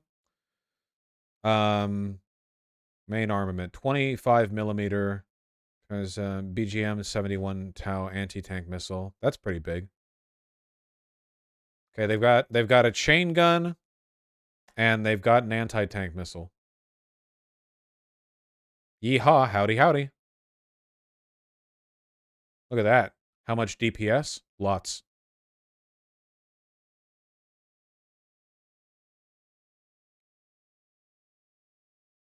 So like a tank but smaller? Yeah, like a tank but smaller.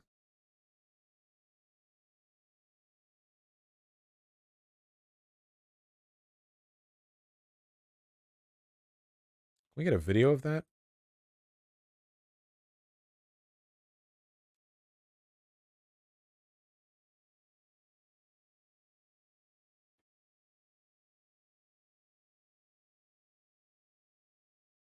Hold on.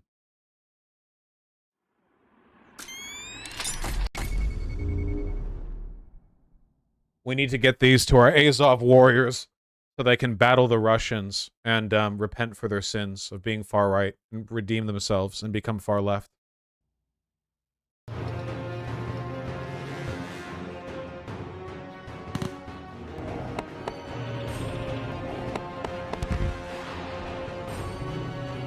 Ba, ba, ba, ba, ba.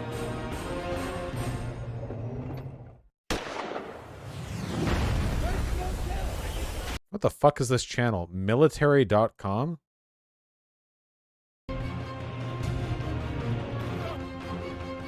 thought this would have facts, not just a bunch of music.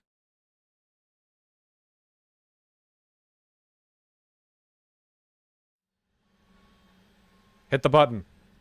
Hit the button.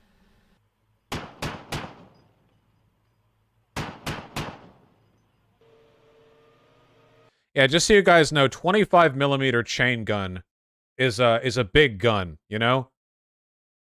Like, do you see those shells? Look at that. Those shell casings can knock you out if they hit you.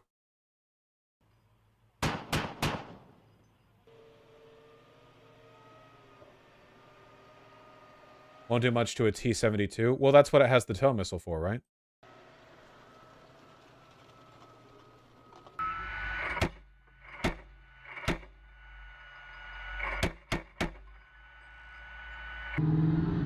Yeah, here you go. This is 25 millimeter.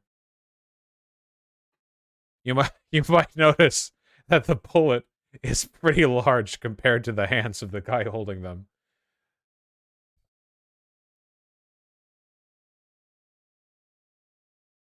The highly necessary large bullets.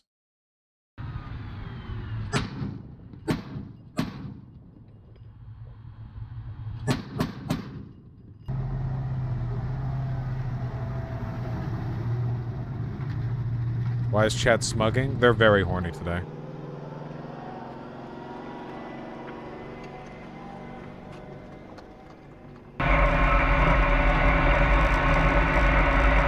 Woo! Same ammo is used for antimatter rifle? Hell yeah.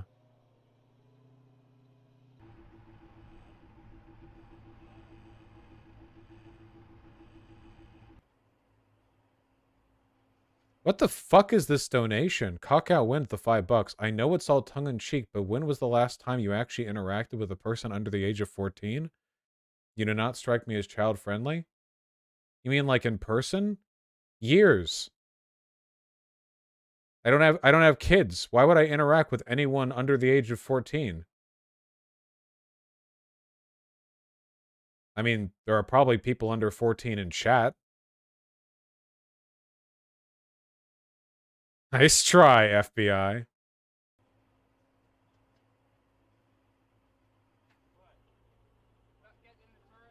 Look at those bullets, dude. You know how heavy that must be? Jesus Christ.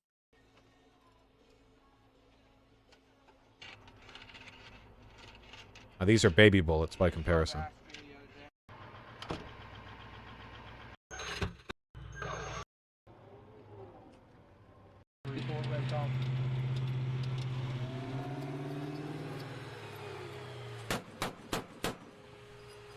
Shoot the missile!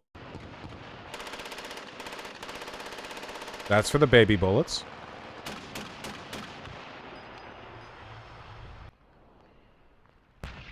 Yep.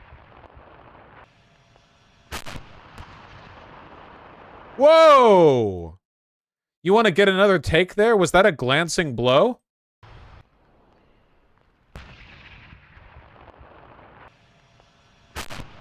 Boonk. It glanced off.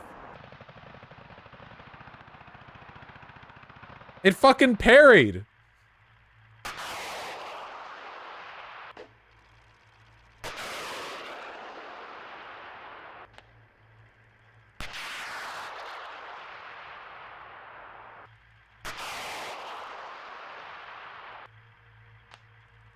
Here we go. Bradley missile against the Soviet tank.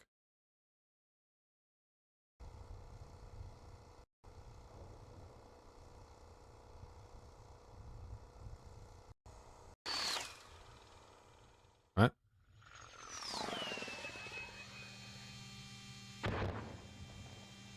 What? Why did that mosey on over there? What? Is it just that...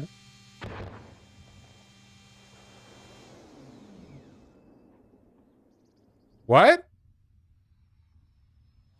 Tow missiles are really slow? That's so slow. So it fires from above? Like the explosive points down? They're manually guided? Really?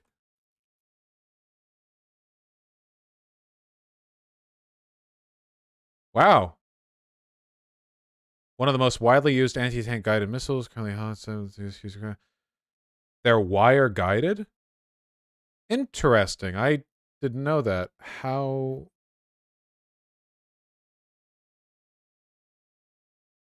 My system breaks down. When the target side triggers pull, there's a 1.5-second firing delay. When the missile spins up the internal gyroscope, thermal battery reaches operating temperature. Once collision occurs, that's it burns out the missiles like the two missile forward.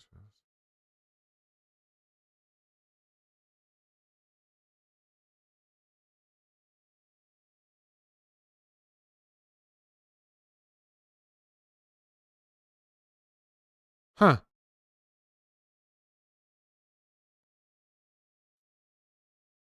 Well, that seems nice, facetious. How strange. Some Hades bullshit. Certainly looks like a big rocket or missile. Is a Jeep with the TOA technical? You'd have to ask, well, there's your problem podcast for that. What a chunky lad. Big. Oh, God. Oh, my God. All right, guys. I got to read donuts, then I got to dip. I'm really sorry. This should be the last stream that's short. I've been trying to fix my sleep schedule. Can I share? Can I whine to you guys for a second as somebody with the easiest job in the world? Okay, my sleep schedule has been fucked. Mostly because of seasonal depression. It happens. Whatever. Not a big deal. I've been getting out of bed at like 3 p.m. You know, and I've been trying to force my sleep schedule back into place, like with earlier streams. So I was doing them at 3, and then I did one at 1, and then I did today at noon. Um, but I got such bad sleep last night because I'm trying to fall asleep early so I get enough, but you know, like I can't fall asleep. And also fucking Pigeon kept me up because I kept like falling asleep, and then Pigeon would confidently march into the doorframe of my bedroom and go and then waltz out. And then I wake up and I'm like,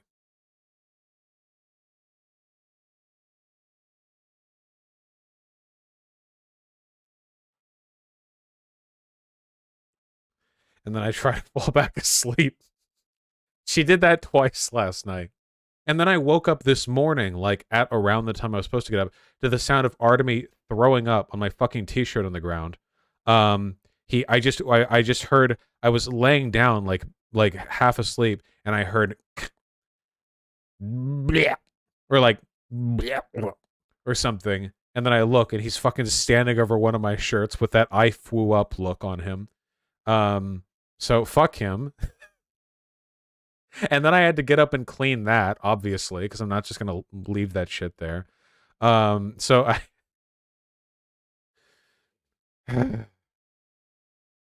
poor Cats. No, he's fine. He just ate too much. He's not sick at all. He's totally healthy. I've never seen Pigeon or Artemy. Well, obviously Pigeon wouldn't hack up a hairball Zan. Actually, I don't think Artemy has ever hacked up a hairball. It's probably more of a long-haired cat thing. Artemy, it just never happens with him.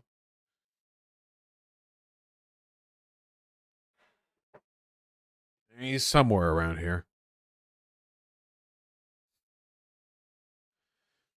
They're gross. Yeah, long-haired cats are going to do that more often. Oh, guys, I saw a cool kind of cat the other day. A lycoi. I didn't know there were so many different types of cats. But this is called like a wolf cat because it looks like a werewolf. Look at these dudes. Look how freaky they are. It's just a regular, healthy kind of cat, but they're like freaky little werewolf cats. Yeah, they're spooky. I actually think they're quite cute, honestly. Apparently they're one of the only cat breeds that will shed like really shed. Like not they'll get a slightly thicker coat and then a slightly thinner coat, but they'll like lose their hair and then it grows back. And as it gets older, it gets back less and less hair over time. I want one of these. World's smallest cat. Ah, yes, the smallest outdoor cat. That's fully grown. Look at them. Eee. I love them. Eee. Ooh. Vicious warrior.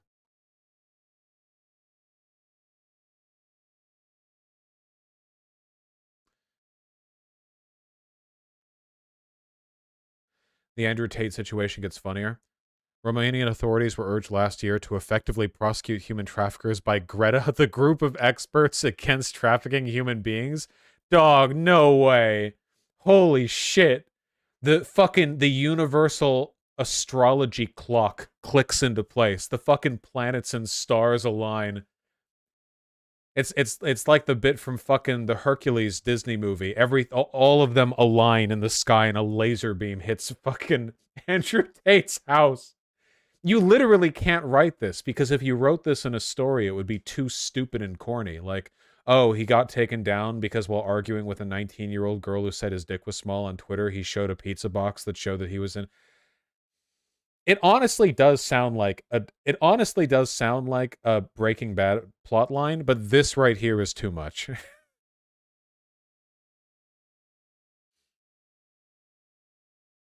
Top G.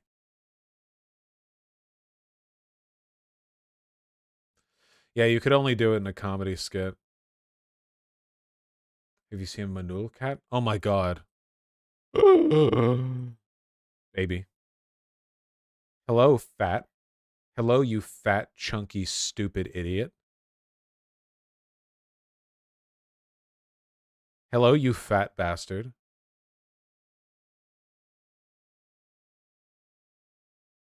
Love them.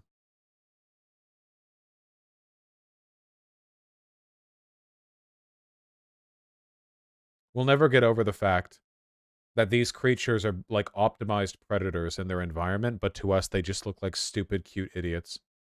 I love the lycoid, the wolf cat. Look at this. Look at these things. They look ridiculous. They're so scrungly. They're scrunglier than pigeon. They look like every single one of them looks like you just rescued them from a fucking drainage pipe. But like all the time. Oh, look at a white lycoi. Wah. Oh my god, look at this one. They have a fucking friar cut. Hello.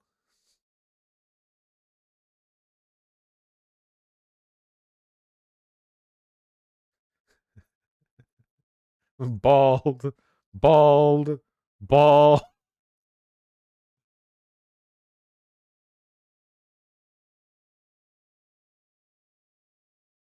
Yeah, there's a lot of weird cats out there.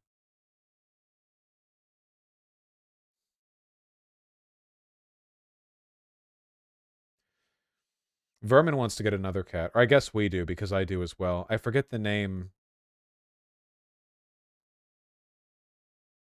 I forget the name of the breed. I forget what they're called. Devon Rex.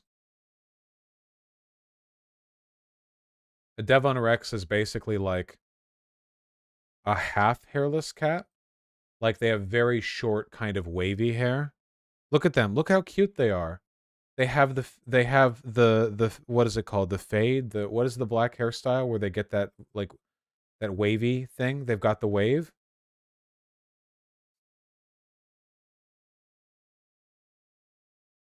Yeah, the waves. Ooh. And they all have different hair patterns. They also have really big, wide ears. Look at that. Yeah. Look at how big their ears are.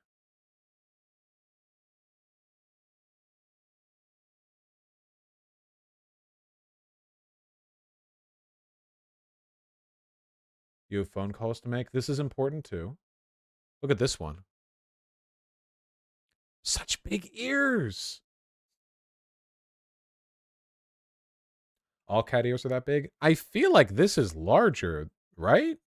Like, because, I mean, pigeon is hairless, so I can see without hair mussing it up what the ratio of like ear to head is. I feel like this is larger.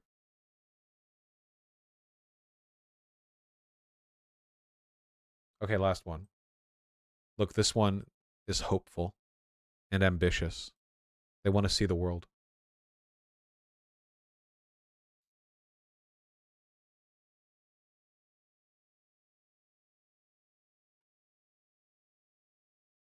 I love them.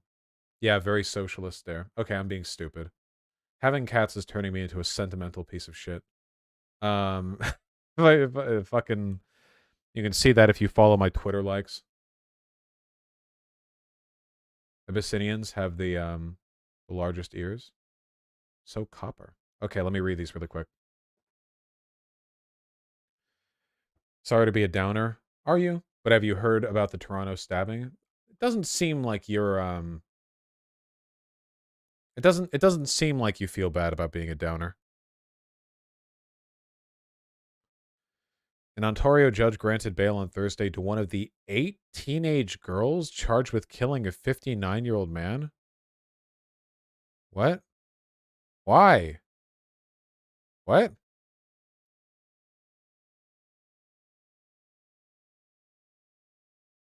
It was for booze? 3 of the girls are 13, 3 are 14, 2 are 16, according to police. Okay, I feel like I could fucking wreck 3 13-year-old girls, 3 14-year-old girls, and 2 16-year-old girls. I come out swinging. I feel like I could knock you people. Yeah, you would go flying through the windows of the local businesses. I would be launching you over cars if they all have knives. I'll take them all on. Well, he was almost 60 with knives at 60. Yeah, well, I haven't been 60 yet. Okay, maybe they had knives. Dumb fuck. Yeah. Okay. Yeah.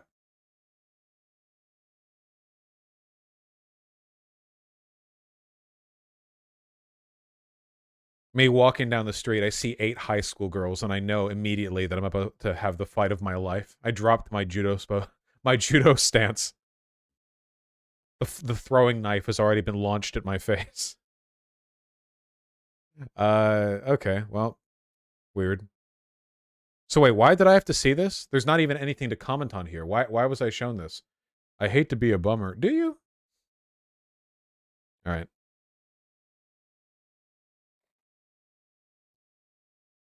Finally, a worthy opponent. Our battle will be legendary. As I walk into the onto the second the second grade recess lot, staring at 30 9-year-olds or whatever. The battle begins.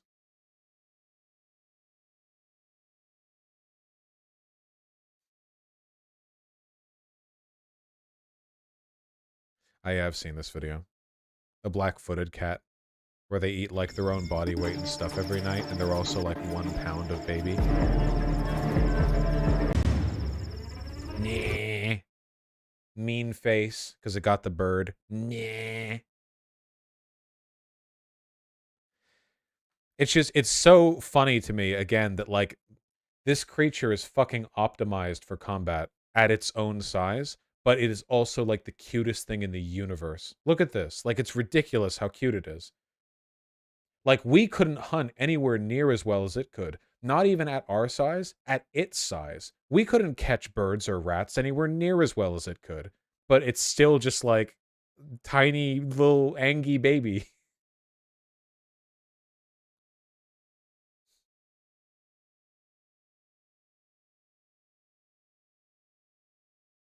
Ooh.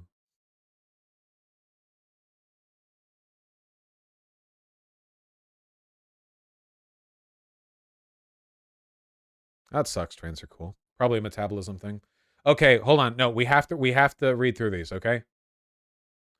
Juan Mecca 93 with the $5. Ever since I started using howdy versus a meek hello, people are a lot friendlier. Thanks, Vosh. You're very welcome. It works. Eric Wells, the $10. Serious recommendation. Don't eat anything for at least 3 hours before you go to sleep. Yes, that's good advice. You shouldn't eat for a while before going to sleep. It helps with so much shit if you don't eat right before falling asleep. It's just not good to do that. I agree, yeah. Charlotte96, thank you for the 2 $5 donos. At what point will Elon chewing on the wires of the Twitter service kill the site for good? Yeah, the fucking Twitter being down on desktop for like half of yesterday was pretty wild, with like no alert or notifications. It really is falling apart. Not to mention he put out that leaked letter earlier today where he asked people at Tesla to volunteer. I got to go over that tomorrow. Very funny. Zan, thanks the tier 1 sub. Pack watch, friend. Rappy, thank you for the $5. I was confused why Andrew Tate wasn't arrested earlier. probably did not want to raid his place while they thought there was any chance he wouldn't be home because he might flee. Evan, thank you for the $10. I have not seen TJ's recent video on me just yet, but I absolutely plan to. I am oft reminded to. Eagle with the tier 1 sub. Vosh, please talk about what's happening to the Baloch people in Pakistan. They're facing genocide. That's not good. And the Gwedar are protesting right now. I'll have to give it a look, but I know nothing about the situation right now. Theosis, the $5. What are your thoughts on video game narratives as elements of interactivity? I feel they rarely use the medium to its advantage, opting to mimic film and TV. I completely agree, yeah. The strength of video games is interactivity. If you are telling stories in video games in a way that doesn't interact with interactivity as a like medium, I don't know what you're doing. Like, what's the point? Why create in games a narrative that could be replicated perfectly in like a book or whatever, you know? Disco Elysium? No, no, no. Disco Elysium could never work as a book.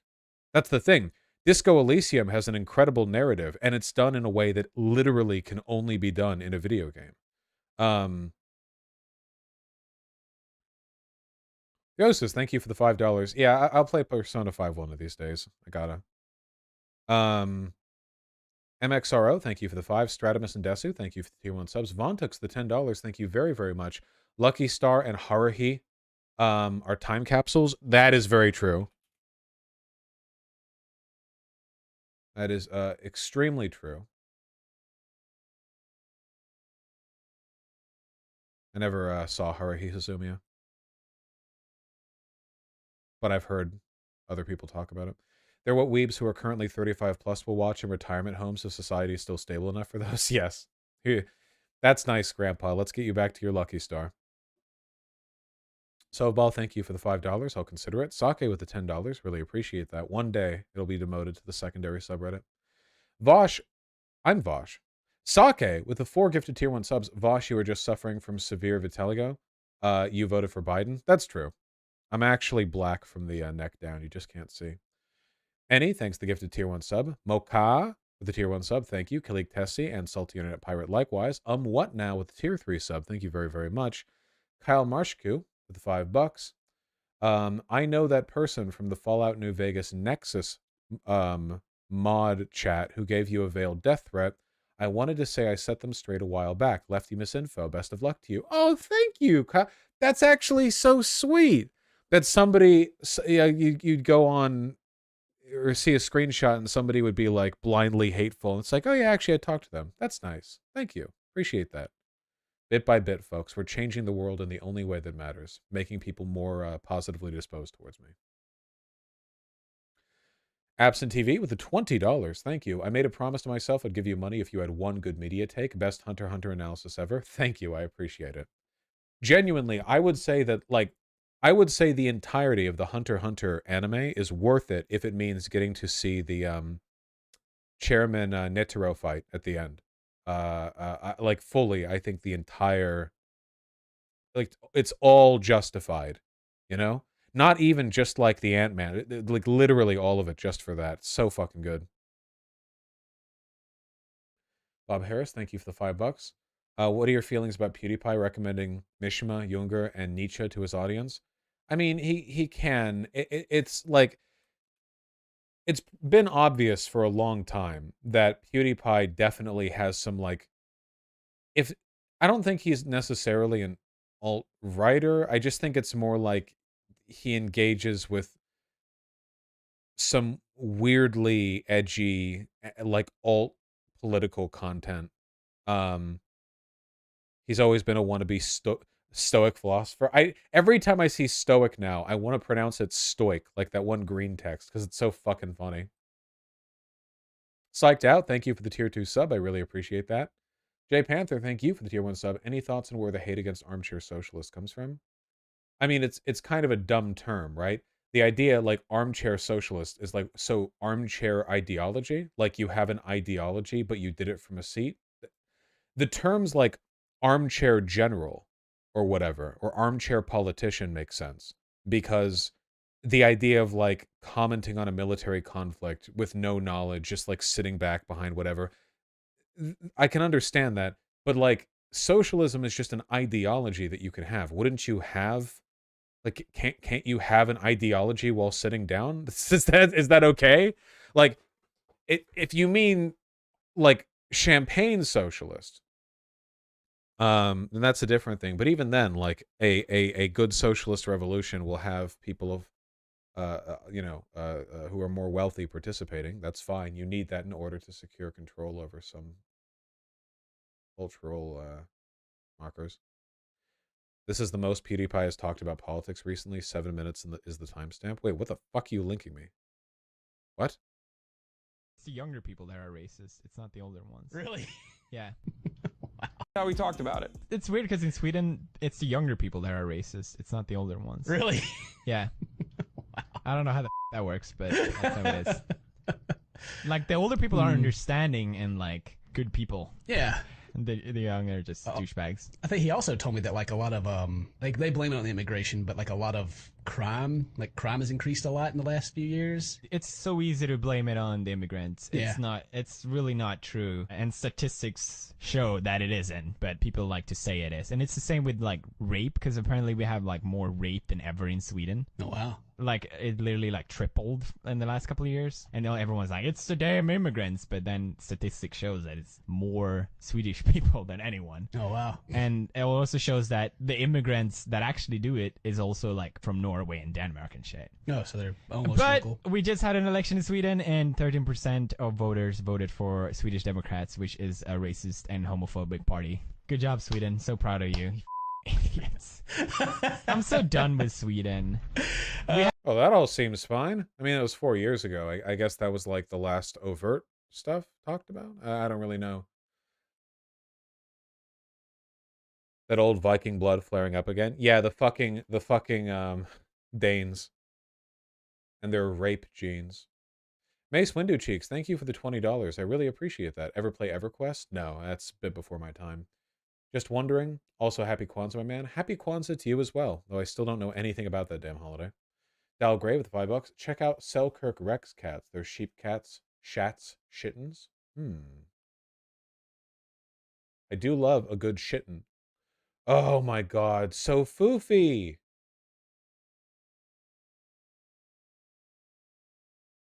Guys, they're so foofy. Foof.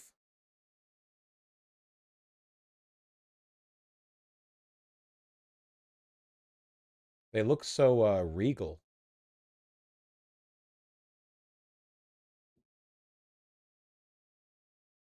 Foofy, foofy, foofy. Ooh.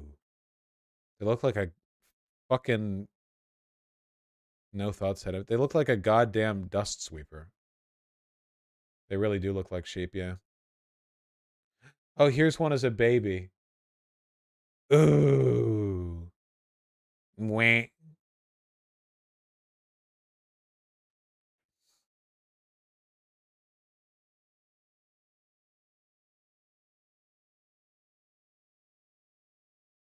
Dust baby. I love them. Yeah. Okay, I have to stop. What's the difference between human hair and animal fur? Well, hair and fur are different. They're like they're different. I don't know exactly how they're different, but there's like a difference between hair and fur, I think. Something about allergens. They're the same thing? They're the same, really? Like if there was just more of this, it would be the same as if it was fur. We just call it different.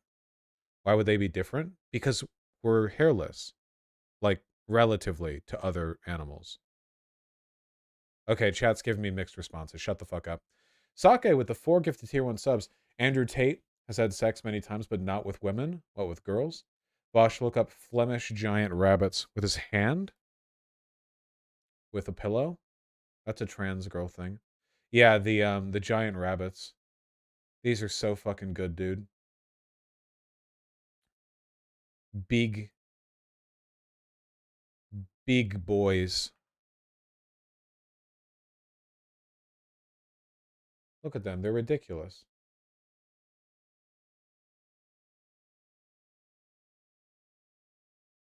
They're ridiculous. Look at this. What are you doing? Colossal. The Golden Inventor with the 20 Swedish kronar. Do you think Fuda is gay, Vosh, as a straight man? Like women with penises? There's an actual, like, objective answer to this, okay? And it's that whether we're talking about media or in real life, if you have a trans woman, or I guess in hentai a Fuda woman, who looks like a chick, who passes as a chick, but has a penis, gay men don't go for them. Straight men do. You can see that as like, oh, all those straight guys are actually bi or whatever, but like we do know one thing, and it's that gay men don't go after passing trans women. They just don't.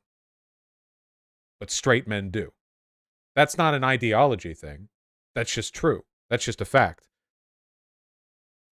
If you're a attractive passing trans woman, and I'm saying passing here just to like simplify the equation, you can get more granular, depending on, and it's all very complicated, but if you take like an attractive passing trans woman and you put them on Grinder or Tinder or whatever else, they're just going to get a deluge of straight guys, and just gay guys don't, because they're girls, because like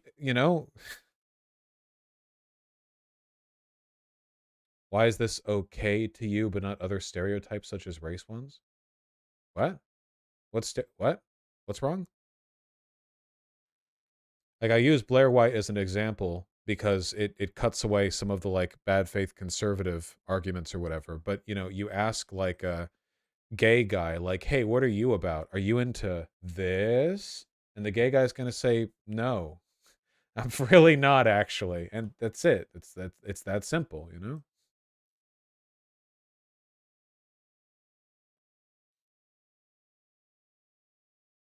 Andrew Tate with those DSLs definitely has sex, not the straight kind. Well, hey, maybe prison will be easier for him then. But Vosh, what if I don't like dick? That's fine. I didn't say every straight guy is going to like trans women. I'm saying that if you take a look at the kinds of guys who go after trans women, it's not gay men.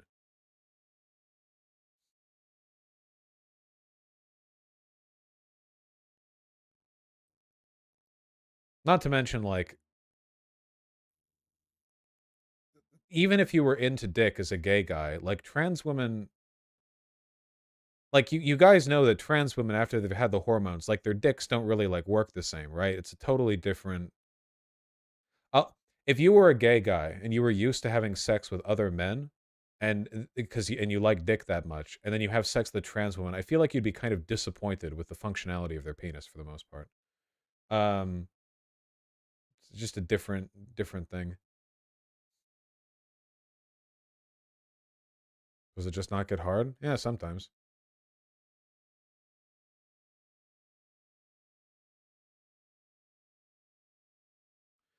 Question: if you bottom for a trans woman, are you still straight?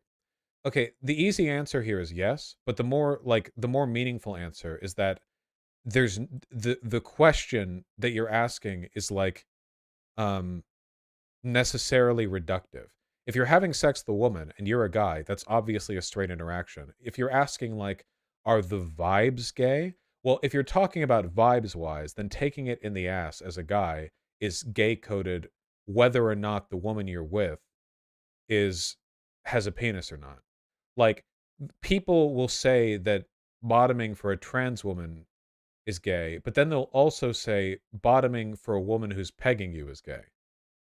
So is it even about being trans, or is it just the idea that bottoming at all is gay? Like, and then it's like, okay, well, we're not really talking about being trans at all, right? We're going back to like the like Roman ideology of sexuality, where it's like, well, actually, as long as you're bottoming, you're gay, but if you're topping, you're straight no matter what, and like so many different things are meant by this. At the end of the day, like it doesn't really matter. The more time you spend worrying about what your preferences make you in terms of like gay or straight, the gayer it is. Fellas, you know what's really gay? Fussing over your sexuality, okay? So be straight and just have sex with some men, like a straight man, okay? Um, you look like such a homo. You're like, "Ooh, well, liking this makes me this, but I don't know how to, oh, this is all so confusing." Very gay. Don't worry too much about it. It's fine.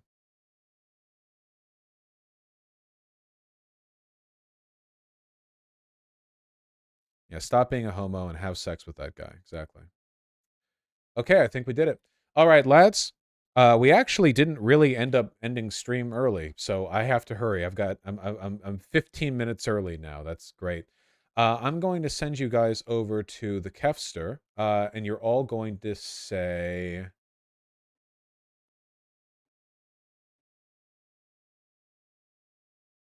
I don't really have like a rhyme or like a mnemonic for Keffels. Just say something positive. Wait, does that make Vosh straight as he only tops? Yeah, I've said for a long time I'm actually straight. I've lied when I said that I'm gay. Um, for, I can say this much. You know, I get the appeal of a lot of stuff, even if I'm not personally into it. But holy shit, the amount of effort and energy that gets put into bottoming from bottoms could not possibly be me. Glad you guys are having fun. Glad you psychos have whatever mental illness makes you love taking it in the ass enough to put in the time and effort. Godspeed. Good luck. Couldn't be me. Good luck. You know? It would be like, yeah, I don't know. It'd be